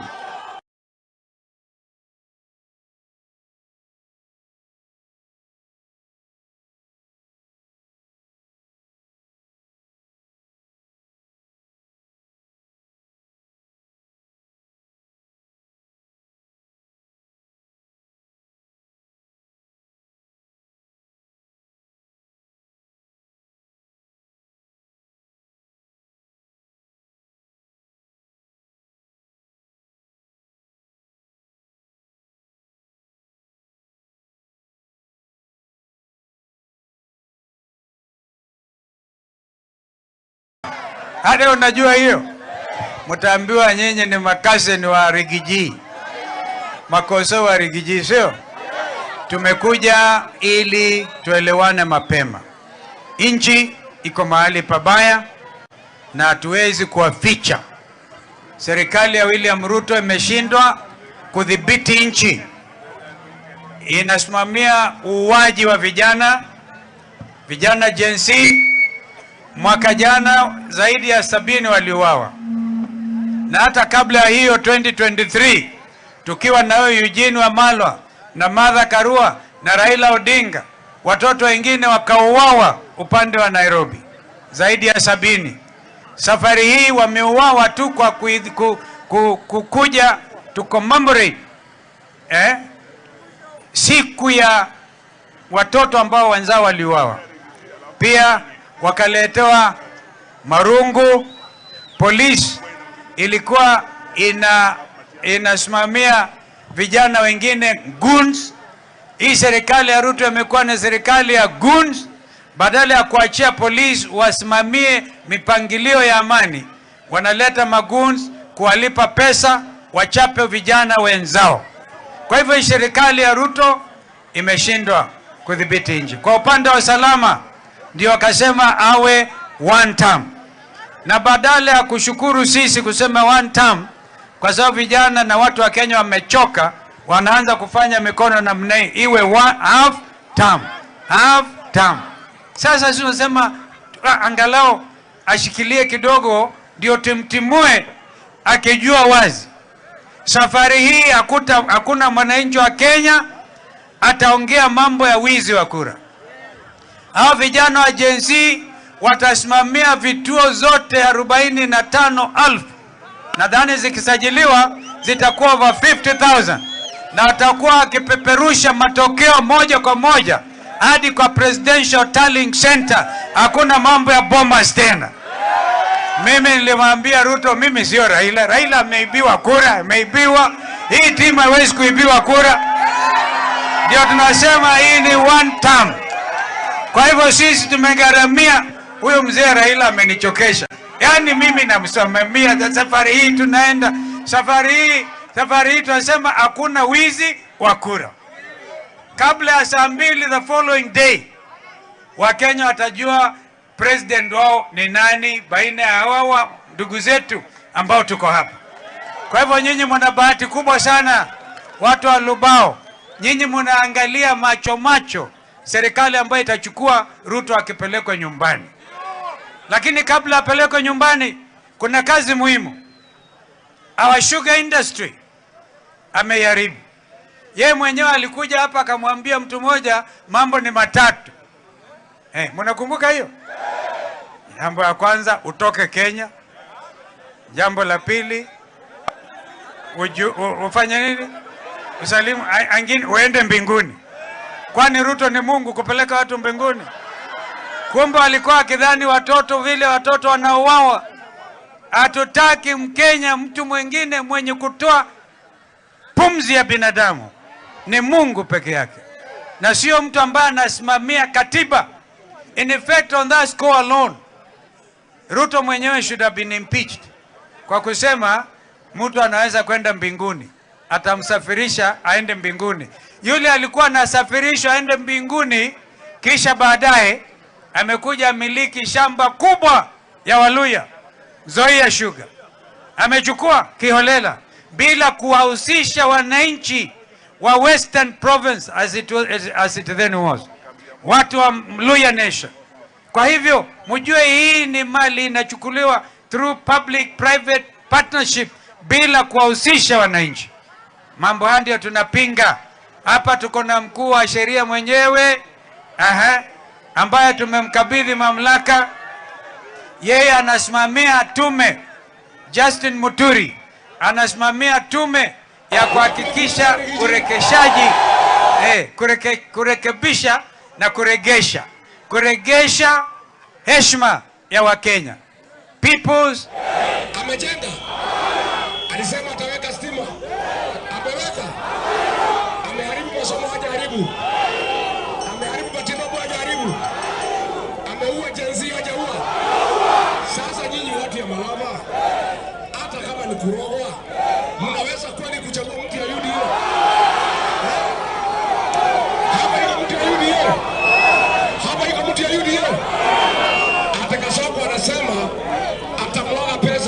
nichague mtu ya UDA. Wacha nichague nyinyi. Si nyinyi ni makuzo? Sio my cousins? Kazi na kichagua kazi na kazi. Sasa niulize. Wacha nimpange. Sisi kuna mtu alikuwa anaitwa Moi. Zamani hapo mmezaliwa. Akakuja pale anaitwa Kipipiri. Kulikuwa na by election. Akaleta miti ya stima, akamwaga, tukamwambia ni sawa, tukampatia kura. Akakuja akamwaga mara, akaambiwa ni sawa. Akaenda nyumba kwa nyumba, kila mtu 2,000. Watu wakamwambia tumeshukuru. Siku ya kura hakupata hata kura 20. Sasa Kasongo akaleta pesa hapa. Sasa mimi nataka akilete mkule tam. Mutakula. Lakini kura ngo. Kasongo anyolewe sinyolewe. Anyolewe pesa sinyolewe. Harambe. Sasa nyinyi watu ya Kabrasi. Watu ya Kabrasi nimuulize swali. Huyu Kasongo anasema yeye hana haja na kura yenu. Anasema kura yenu atanunua kwa Raila atamwambia kupigia Kasongo. Inawezekana? Hii kijana yangu balaa mtanichungia. Mtachunga hii kijana. Mtapanga yeye. Mmepanga yeye mlangani. Kiti gani? Gavana. Huyu kijana. Huyu miaka 40. Nimetolea nyinyi kofia. Malala anatosha atoshi. Akuwe gavana asikuwe. Aingie asiingie. Aketi kwa kiti asiketi. Kasongo aende asiende. Atembee asitembee. Asanteni sana. Haya, kabla tukaribishe vigogo, tuko hapa na mheshimiwa anatafuta ubunge, anaitwa wakili Edgar Busieka. Simama hapo mbele, simama hapo juu. Simama hapo usalamie watu yako. Mnajua huyu kijana? Haya, salamia watu. Muriana bosi. Nisia Edgar Busieka Mwanga. Moya manya. Asante sana bandu bayingo. Kukaribishia mheshimiwa bano. Mwanza Eugene Wamalwa. Mwanza Steven Kalonzo. Mwanza Kilao. Mwanza Komando. Mwanza Matiani. Ni wabenje anda nnobo. Likuba lyokuranga. Nabasalanga. Nanyabu bunge kubaya election. Numumberesia obubunge. Likuba lyokuranga se kama wakili. Nanyahupa nanda mahuba ka tax. Kumahuba kemi ngonye. Mlamburanga kabisa. Shindisho kuranga nenje mbunge.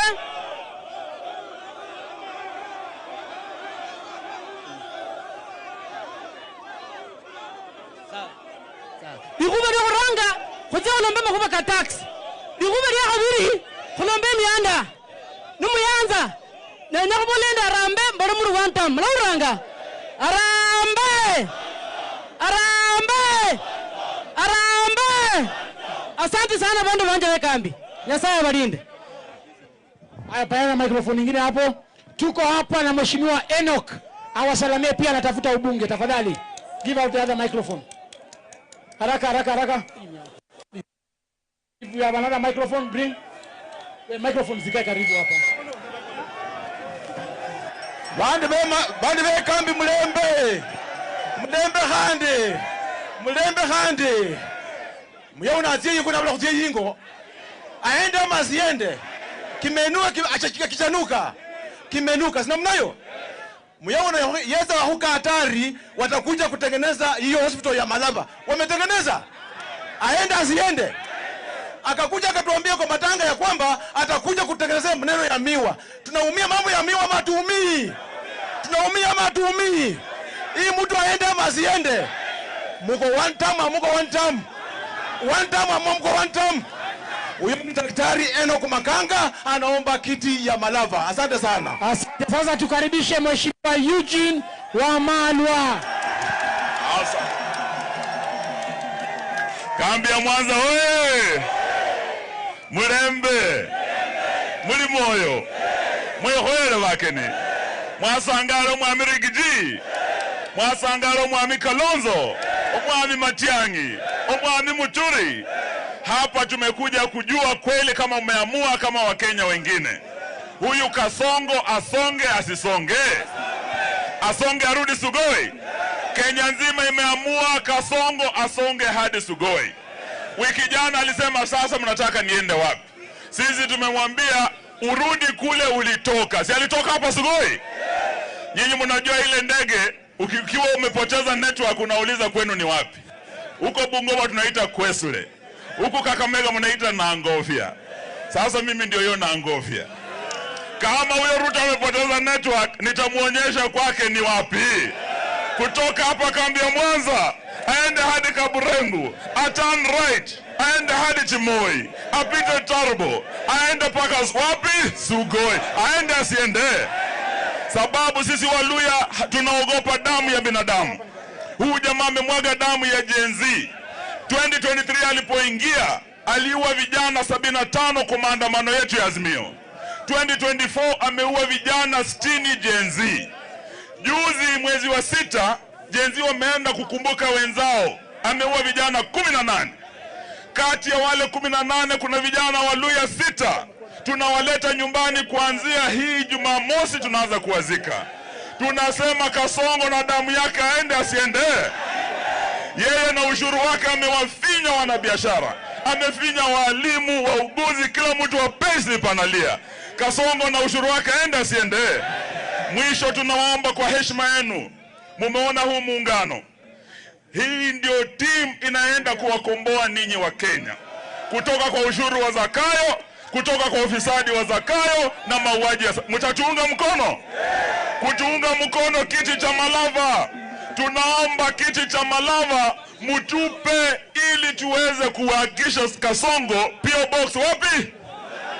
Ama mtapea UDA tena jamani? Ati Faruk ndiye anawaamulia nani mbunge wenu?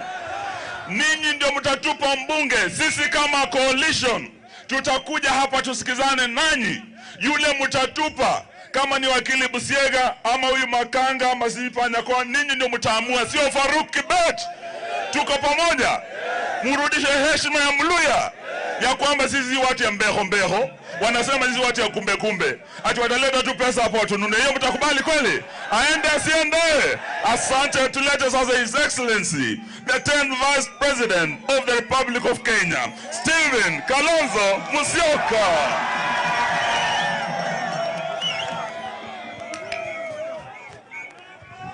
Asanteni. Kabrazi hoye. Unaweza kunipa wiper?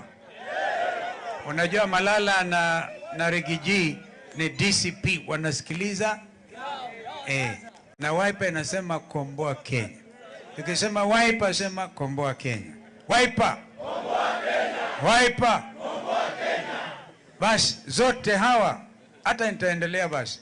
Malala komboa Kenya. Malala komboa Kenya. Rigiji komboa Kenya. Eugene Wamalwa komboa Kenya. Natembea komboa Kenya. Matiang'i komboa Kenya. Kabrazi yote mko tayari kukomboa nchi yenu? Nikisema harambee munipe one time, sio? Harambee. Yaani mnaamini. Nyinyi mnaamini Kabrazi? Kwanza nyinyi hapa inaitwa kambi Mwanza. Mwanza ni ango yangu. Mimi sasa sitoki hapa. Nimefika nyumbani. Ni makuzo ama sivyo? Ni makuzo wa Rigiji. Si hata ni makuzo wangu. Lakini tumekuja kwa sababu moja yenye muhimu kabisa. Nchi imeharibiwa na kikundi cha William Ruto, na wale wenye maarifa alidhani anawatoa kazi, lakini aliwaletea baraka kubwa sana. Rigiji alikuwa deputy party leader wa UDA, si ni kweli? Malala alikuwa secretary general. Yani kama chama kinapoteza those two senior people, hicho ni chama tena? Hiyo ni chama ya William Ruto peke yake. Na kwa hivyo pengine atajaribu aone kama Kabrazo amekataa Malava, hawataki kusikia juu ya UDA, anaweza akatafuta kachama kengine. Mnanielewa? Another affiliate party. Hata hata akija na chama sampli gani, bora tu inanuka UDA ama Ruto, mtayangusha. Wangapi wako tayari kuyangusha kabisa hiyo?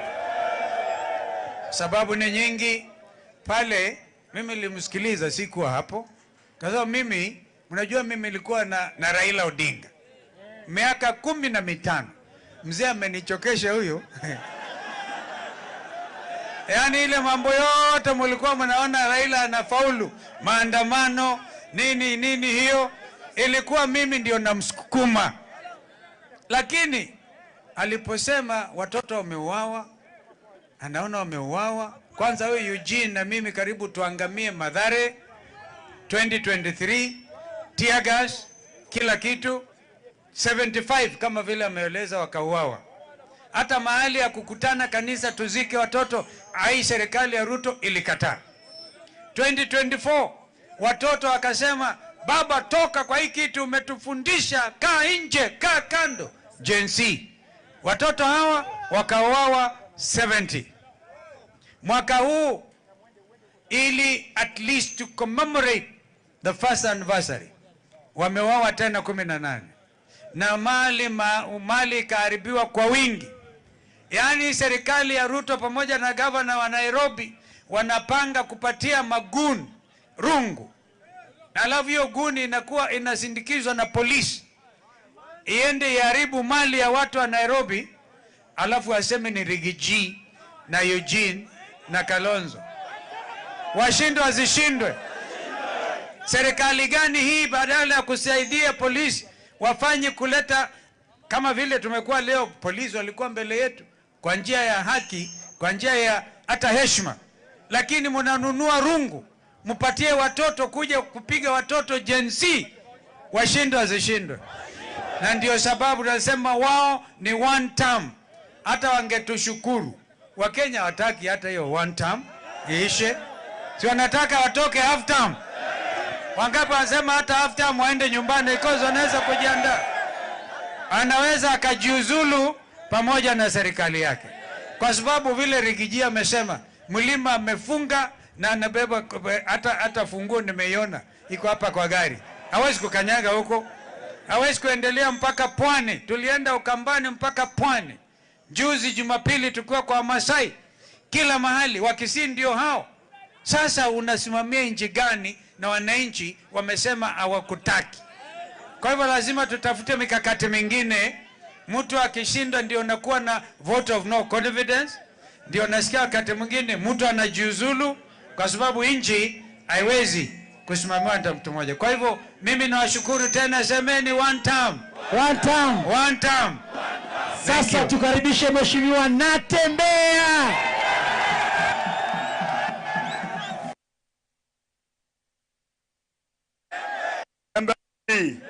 Mlivala mu. Waraka kwa sababu mvua karibu inaanza kunyesha, si ndio? Mshike vitambulisho. Mtafute kura, si ndio?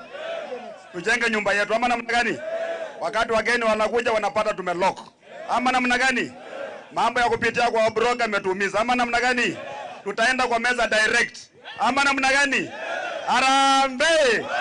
Tunaenda kwa meza. Kwa meza. Mambo ya kwa watchman. Awe.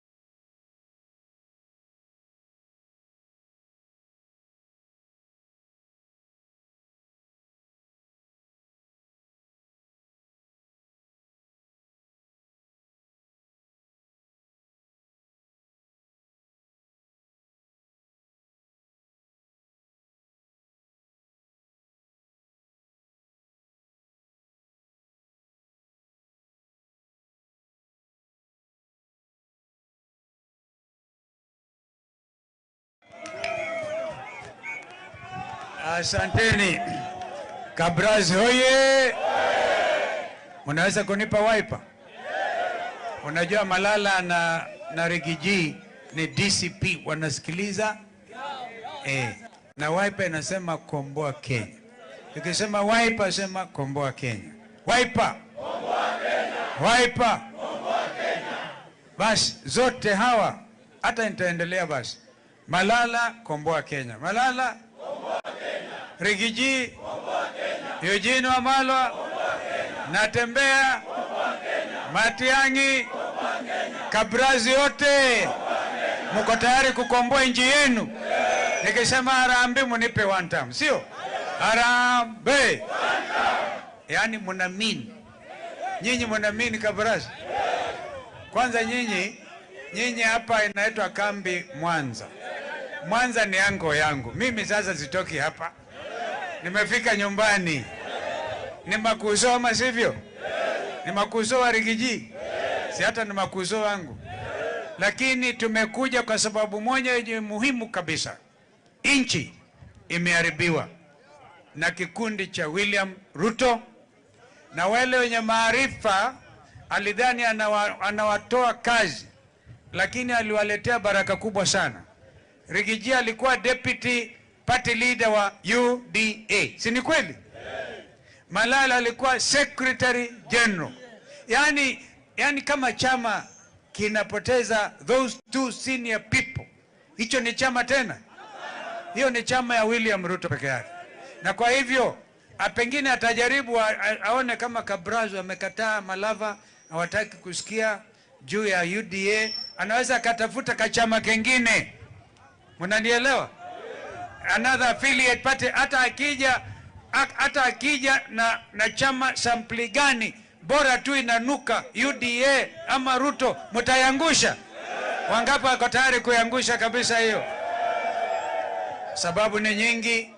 Pale mimi nilimsikiliza, sikuwa hapo. Kwa sababu mnajua mimi nilikuwa na Raila Odinga miaka 15. Mzee amenichokesha huyo. Yaani ile mambo yote mlikuwa mnaona Raila anafaulu, maandamano nini hiyo, ilikuwa mimi ndio namsukuma.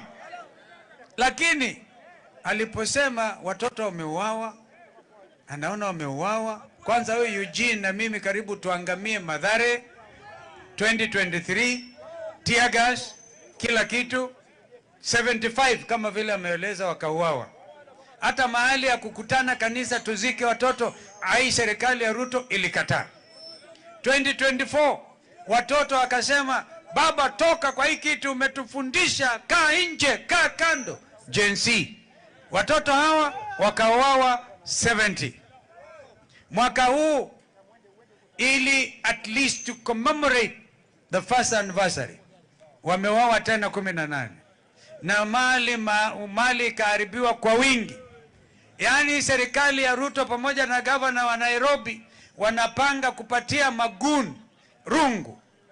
Alafu hiyo guni inakuwa inasindikizwa na polisi, iende iharibu mali ya watu wa Nairobi, alafu aseme ni Rigiji na Eugene na Kalonzo.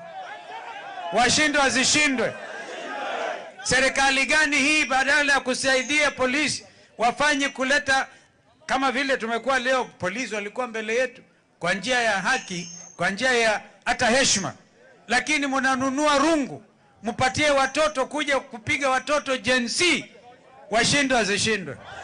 Na ndio sababu tunasema wao ni one term. Hata wangetushukuru.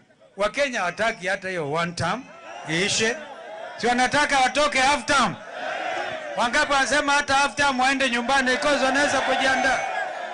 Anaweza akajiuzulu pamoja na serikali yake.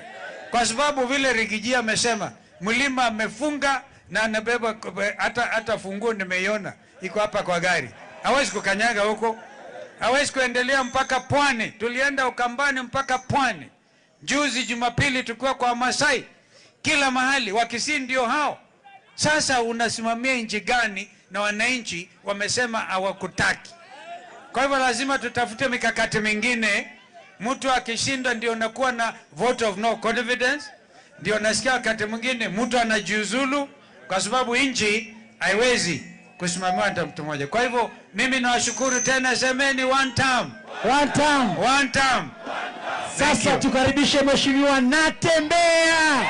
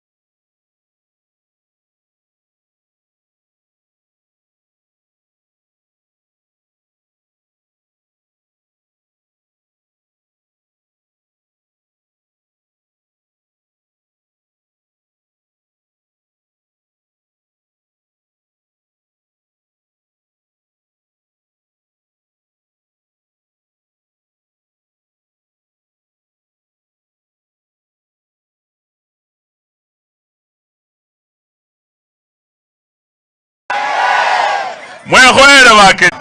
Hata unajua hiyo, mtaambiwa nyinyi ni makaseni wa Rigiji, makoso wa Rigiji, sio? Tumekuja ili tuelewane mapema.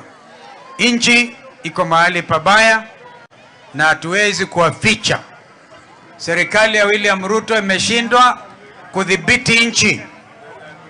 Inasimamia uuaji wa vijana Gen Z. Mwaka jana zaidi ya 70 waliuawa. Na hata kabla ya hiyo 2023 tukiwa na Eugene Wamalwa na Martha Karua na Raila Odinga, watoto wengine wakauawa upande wa Nairobi zaidi ya 70. Safari hii wameuawa tu kwa kukuja to commemorate siku ya watoto ambao wenzao waliuawa. Pia wakaletewa marungu. Polisi ilikuwa inasimamia vijana wengine goons. Hii serikali ya Ruto imekuwa na serikali ya goons. Badala ya kuachia polisi wasimamie mipangilio ya amani, wanaleta magoons kuwalipa pesa wachape vijana wenzao. Kwa hivyo serikali ya Ruto imeshindwa kudhibiti nchi. Kwa upande wa usalama ndio wakasema awe one term. Na badala ya kushukuru sisi kusema one term, kwa sababu vijana na watu wa Kenya wamechoka, wanaanza kufanya mikono namna hii, iwe half term. Half term. Sasa sisi tunasema angalau ashikilie kidogo ndio timtimue, akijua wazi safari hii hakuna mwananchi wa Kenya ataongea mambo ya wizi wa kura. Hao vijana wa Gen Z watasimamia vituo zote 45,000. Nadhani zikisajiliwa zitakuwa over 50,000. Na watakuwa wakipeperusha matokeo moja kwa moja hadi kwa Presidential Tallying Center. Hakuna mambo ya bombas tena. Mimi nilimwambia Ruto, mimi sio Raila. Raila ameibiwa kura, ameibiwa. Hii timu haiwezi kuibiwa kura. Ndio tunasema hii ni one term. Kwa hivyo sisi tumegharamia. Huyo mzee Raila amenichokesha. Yaani mimi namsimamia safari hii tunaenda. Safari hii tunasema hakuna wizi wa kura. Kabla ya saa 2 the following day, Wakenya watajua president wao ni nani baina ya hawa ndugu zetu ambao tuko hapa. Kwa hivyo nyinyi mna bahati kubwa sana, watu wa Lubao. Nyinyi mnaangalia macho serikali ambayo itachukua Ruto akipelekwa nyumbani. Lakini kabla apelekwe nyumbani, kuna kazi muhimu. Our sugar industry ameharibu. Yeye mwenyewe alikuja hapa akamwambia mtu mmoja mambo ni matatu. Mnakumbuka hiyo? Jambo la kwanza, utoke Kenya. Jambo la pili, ufanye nini? Usalimu angine uende mbinguni. Kwani Ruto ni Mungu kupeleka watu mbinguni? Kumbe alikuwa akidhani watoto vile watoto wanauawa. Hatutaki Mkenya mtu mwingine mwenye kutoa pumzi ya binadamu. Ni Mungu peke yake. na sio mtu ambaye anasimamia katiba. In effect, on that score alone, Ruto mwenyewe should have been impeached kwa kusema mtu anaweza kwenda mbinguni, atamsafirisha aende mbinguni. Yule alikuwa anasafirishwa aende mbinguni, kisha baadaye amekuja miliki shamba kubwa ya Waluya, Nzoia Sugar. Amechukua kiholela bila kuwahusisha wananchi wa Western Province as it then was, watu wa Luya Nation. Kwa hivyo mjue hii ni mali inachukuliwa through public private partnership bila kuwahusisha wananchi. Mambo haya ndio tunapinga. Hapa tuko na mkuu wa sheria mwenyewe ambaye tumemkabidhi mamlaka. Yeye anasimamia tume, Justin Muturi anasimamia tume ya kuhakikisha urekeshaji, kurekebisha na kuregesha heshima ya Wakenya. People's Restoration Justice Commission. Na mimi sisi wenyewe hatutaki kungojea ati Ruto, kwa sababu Ruto ana nia ya kusaidia watoto ambao wameuawa kiolela. Kwa mfano, Muturi alienda juzi pale Ridgeway Baptist Church kwa makumbusho ya kijana Ojwang ambaye alipigwa risasi. Alienda akaambiwa, polisi asema ati amepiga kichwa akiwa ndani ya seli akakufa, kumbe wamemuua. Hiyo itakuwa exemplary damages to the family ya Ojwang, na mwenye kusimamia ni huyu ndugu yetu Justin Muturi. Vile vile kijana Kamau, Boniface Kamau, tulienda mimi na ndugu yangu Eugene kuambia pole ya familia. Kijana atazikwa Murang'a siku hizi in the next few days. Huyo kijana alipigwa risasi kama swara na polisi, na yeye alikuwa anauza mask. Imagine, anauza tu barakoa alafu anauawa. Kwa hivyo lazima sasa tujiandae, watu wa Lubai, watu wa Kakamega County, nyinyi watu wa Ingo, tushikamane. Gavana wenu Baraza hata alikuwa anazuia Kalonzo na Rigiji na Matiang'i wasikuje Kakamega. Baraza huyo ni Baraza ina gani? Huyo Baraza ajue tumetoka mbali. Sisi hatutishwi na yoyote. Hakuna anaweza kututisha. Oh, thank you. Naona mvua inakuja. Lakini I was saying Baraza hawezi kututisha. Tuko chini ya katiba. Wangapi anasema yeye pia atakuwa one term? Harambee! Wangapi anasema Ruto definitely one term? One term. Ngoja ni wakabidhi, I think Riji alafu my brother Matiang'i ako hapa karibu, awasalimie. Lubao mwehoere wakeni, mwasangale Rigiji, mwasangale Kalonzo Musyoka, mwasangale Matiang'i, mwasangale JB Muturi. Sisi tumekuja kujua hapa Lubao, nimeambia wenzetu hapa Lubao tu ndio kuna soko speciali peke yake inauza umbu wa Kenya.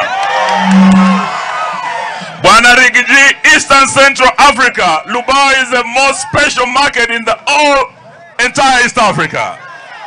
Na hawa watu wa Lubao wakiamua kitu, wameamua. Ama namna gani? Hawana uoga. Na hawa leo tunataka tujue, mumeamua Ruto ni one term? Aende asiende? Ati anatuambia hajui ataenda nyumbani namna gani. Mukiona Faruk Kibet, siku hizi nasikia anaishi hapa Malava.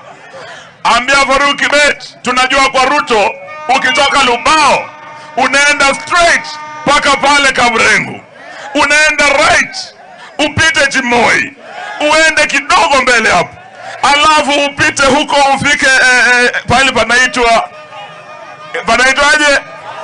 panaitwaje Sisugoi. Hapo ndio kwa Ruto, si hapo tu? Muna shida tukimrudisha nyumbani, na muna shida tukileta hiyo kiti kuja huku kwetu, na mwe bali yenyewe sasa mtozi na mwanzo mtozi. Hebu nione mikono unasema Ruto ende. Sasa wacha tulete mwenzetu His Excellency, the 10th Vice President of the Republic of Kenya, Stephen Kalonzo Musyoka. Aya, asante. Lobai hoye. Mrembe mpo. Mrembe handi. Mrembe bosi. Mrembe toa. Mrembe mia. Mwere moyo. Mwaseo. Kumbe mnajua hata hiyo. Kweli nyenye. Asanteni, Mwenyezi Mungu awabariki.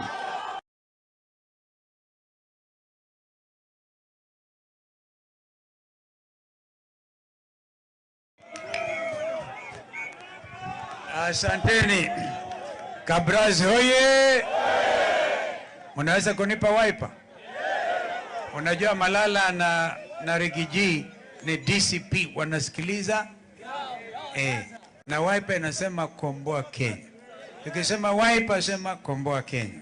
Wiper. Komboa Kenya. Wiper. Komboa Kenya. Basi zote hawa hata nitaendelea basi. Malala komboa Kenya. Malala komboa Kenya. Rigiji komboa Kenya. Eugene Wamalwa komboa Kenya. Natembea komboa Kenya. Matiang'i komboa Kenya. Kabrazi yote mko tayari kukomboa nchi yenu? Nikisema harambee munipe one time, sio? Harambee. Yaani mnaamini.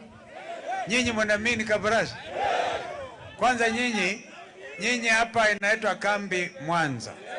Mwanza ni ango yangu. Mimi sasa sitoki hapa. Nimefika nyumbani. Ni makuzo ama sivyo? Ni makuzo wa Rigiji. Si hata ni makuzo wangu. Lakini tumekuja kwa sababu moja yenye muhimu kabisa. Nchi imeharibiwa na kikundi cha William Ruto, na wale wenye maarifa alidhani anawatoa kazi, lakini aliwaletea baraka kubwa sana. Rigiji alikuwa deputy party leader wa UDA, si ni kweli? Malala alikuwa secretary general. Yani kama chama kinapoteza those two senior people, hicho ni chama tena? Hiyo ni chama ya William Ruto peke yake. Na kwa hivyo pengine atajaribu aone kama Kabrazi amekataa Malava, hawataki kusikia juu ya UDA, anaweza akatafuta kachama kengine. Mnanielewa? Another affiliate party, hata akija na chama sampli gani, bora tu inanuka UDA ama Ruto, mtayangusha. Wangapi wako tayari kuyangusha kabisa hiyo? Sababu ni nyingi. Pale mimi nilimsikiliza, sikuwa hapo. Kwa sababu mnajua mimi nilikuwa na Raila Odinga miaka 15. Mzee amenichokesha huyo. Yaani ile mambo yote mlikuwa mnaona Raila anafaulu, maandamano nini hiyo, ilikuwa mimi ndio namsukuma. Lakini aliposema watoto wameuawa, anaona wameuawa, kwanza huyo Eugene na mimi karibu tuangamie Mathare 2023, tear gas, kila kitu, 75 kama vile ameeleza wakauawa. Hata mahali ya kukutana kanisa tuzike watoto, serikali ya Ruto ilikataa. 2024 watoto wakasema, baba toka kwa hii kitu umetufundisha, kaa nje, kaa kando. Gen Z. Watoto hawa wakauawa 70. Mwaka huu ili at least to commemorate the first anniversary wameuawa tena 18. Na mali ikaharibiwa kwa wingi. Yaani serikali ya Ruto pamoja na gavana wa Nairobi wanapanga kupatia maguni rungu. Alafu hiyo guni inakuwa inasindikizwa na polisi, iende iharibu mali ya watu wa Nairobi, alafu waseme ni Rigiji na Eugene na Kalonzo. Washindwe wazishindwe. Serikali gani hii badala ya kusaidia polisi wafanye kuleta, kama vile tumekuwa leo, polisi walikuwa mbele yetu kwa njia ya haki, kwa njia ya hata heshima, lakini mnanunua rungu mpatie watoto kuja kupiga watoto Gen Z. Washindwe wazishindwe. Na ndio sababu nasema wao ni one term. Hata wangetushukuru. Wakenya wataki hata hiyo one term iishe. Si wanataka watoke half term? Wangapi wanasema hata half term waende nyumbani because wanaweza kujiandaa? Anaweza akajiuzulu pamoja na serikali yake. Kwa sababu vile Rigiji amesema, mlima amefunga na anabeba hata funguo nimeiona iko hapa kwa gari. Hawezi kukanyaga huko. Hawezi kuendelea mpaka Pwani. Tulienda Ukambani mpaka Pwani. Juzi Jumapili tukua kwa Masai. Kila mahali Wakisii ndio hao. Sasa unasimamia nchi gani na wananchi wamesema hawakutaki? Kwa hivyo lazima tutafute mikakati mingine. Mtu akishinda ndio nakuwa na vote of no confidence.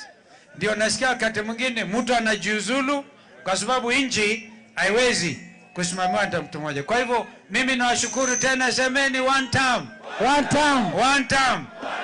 Sasa tukaribishe Mheshimiwa Natembeya.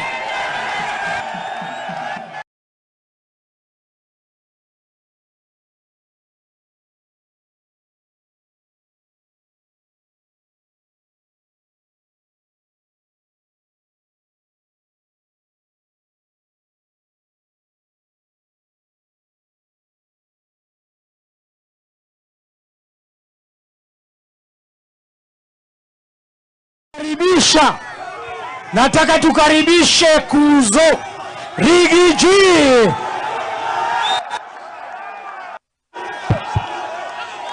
Kakamega oye! Kakamega oye!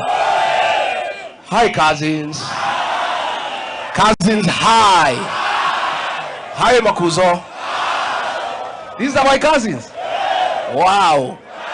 I'm happy to see you. Asanteni sana Makuzo kwa kunikaribisha. Mimi zamani ni mtu ya area hii.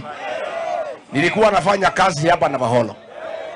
Jioni ninakuja hapa Franka kutafuta chupa 2-3 ya kutafuta usingizi. Si ni sawa kutafuta usingizi? Saa ingine tukiwa hapo Mkopero inaletwa. Tunangangana naye. Kakamega wewe. Mimi nimekuja kusikiza ground. Sikuwagi na kazi ingine Kenya. Kazi yangu ni kusikiza nini? Kakamega mnasemaje? Ati Kakamega mnasemaje? Hapa ni one term. Hapa. Wewe Ruto. Wewe Kasongo. Wewe Zakayo. Wewe Kaongo. Wewe mwizi. Wewe muuaji. Wewe mtu ya kutanga. Kakamega aende asiende? Wacha nione watu ya Kakamega anasema aende. Huyu Kasongo kwa sababu haelewi mimi ni wakazi. Alikuwa anasema because nimemwambia asiwe watoto. Mimi ni mkabila. Anasema mimi sitoke kwa mlima. Hapa ni Murang'a. Hapa ni Kiambu. Hapa ni Meru. Hapa ni Nyandarua. Hapa ni wapi? Hapa ni wapi? Rigiji yako hayuko. Rigiji ako na wafuasi Kakamega hana. Wapi wafuasi ya Rigiji hapa Kakamega? Songo umepotea. Umeiba mali ya Kenya mpaka umechanganyikiwa. Si ndio? Sasa mimi wacha nimueleze nikiwa hapa Ingo. Please my cousins. My cousins. My cousins. I care for you. Nyinyi Makuzo mmetumia vibaya na hii mzee ya Kongo. Si ndio? Kila mwaka mmempigia kura. Ameenda, ameuza, ameingia serikali, amewacha nyinyi kwa mataa. Alikuja hapa wakati ya Azimio. Akasema Azimio ikipata serikali, Oparanya atakuwa waziri wa pesa. Si ndio? Akaingia kwa serikali ya Ruto akapatia waziri wa pesa. Akachukua akapatia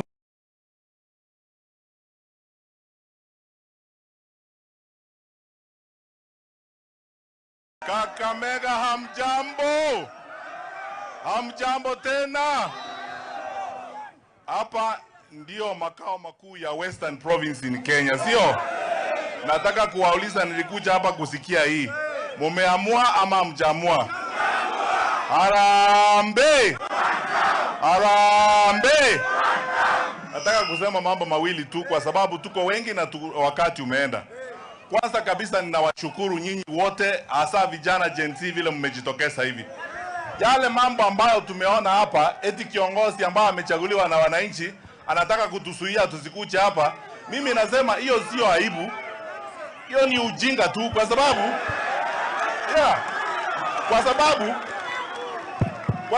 tumechagua demokrasia. Yaani kwani nyinyi wote hapa Kakamega vijana ni watoto wa gavana? Eti sasa akuje kuamulia nani mnazikia na nani mnakaa na yeye? Hapana bwana.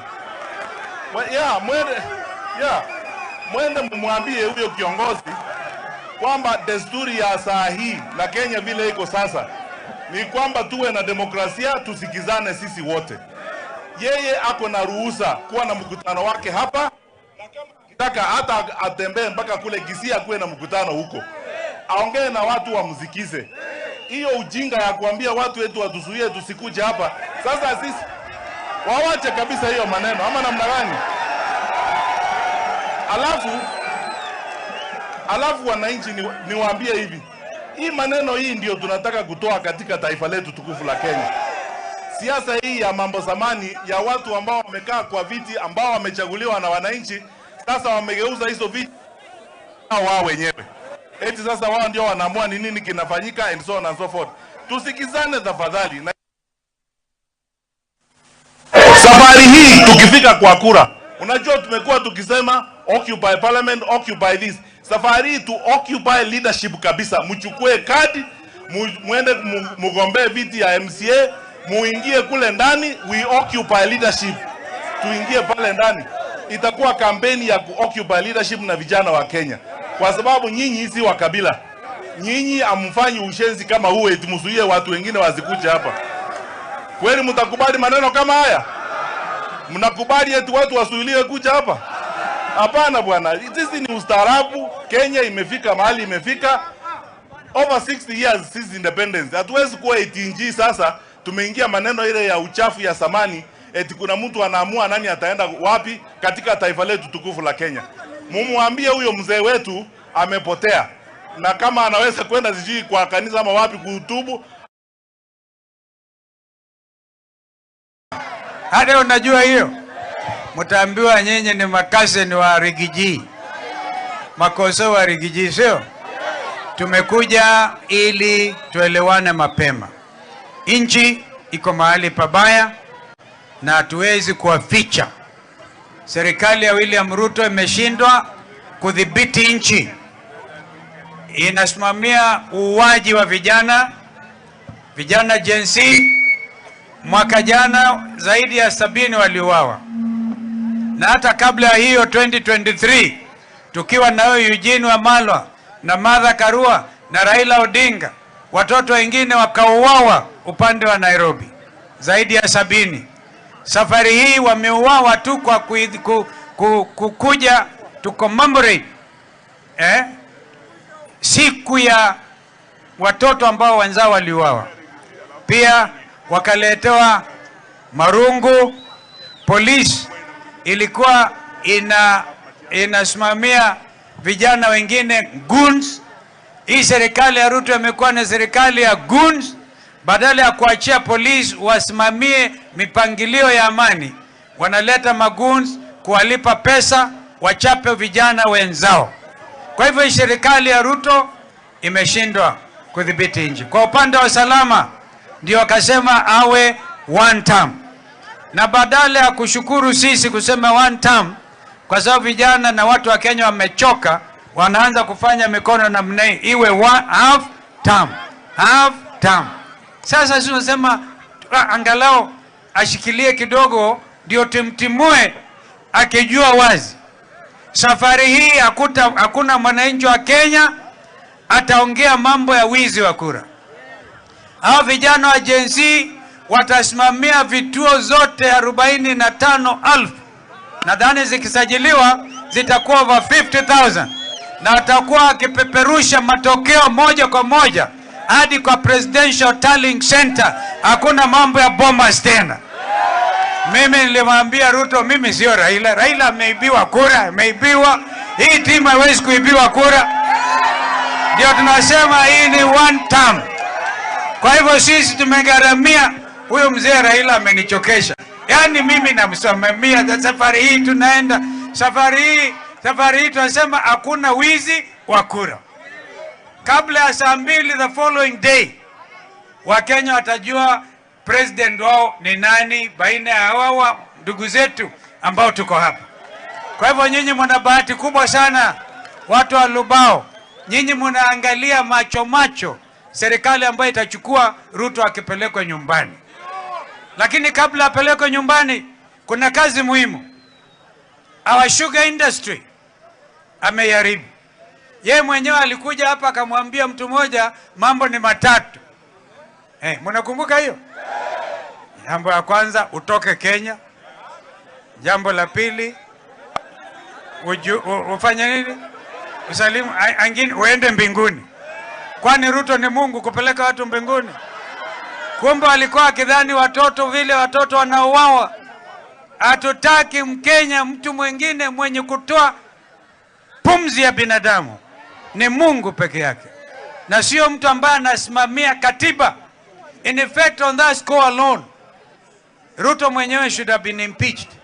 Kwa kusema mtu anaweza kwenda mbinguni, atamsafirisha aende mbinguni. Yule alikuwa anasafirishwa aende mbinguni, kisha baadaye amekuja miliki shamba kubwa ya Waluya, Nzoia Sugar. Amechukua kiholela bila kuwahusisha wananchi wa Western Province as it then was. Watu wa Luya Nation. Kwa hivyo mjue hii ni mali inachukuliwa through public private partnership bila kuwahusisha wananchi. Mambo haya ndio tunapinga. Hapa tuko na mkuu wa sheria mwenyewe ambaye tumemkabidhi mamlaka. Yeye anasimamia tume, Justin Muturi anasimamia tume ya kuhakikisha urekeshaji, kurekebisha na kuregesha heshima ya Wakenya. People's Restoration Justice Commission.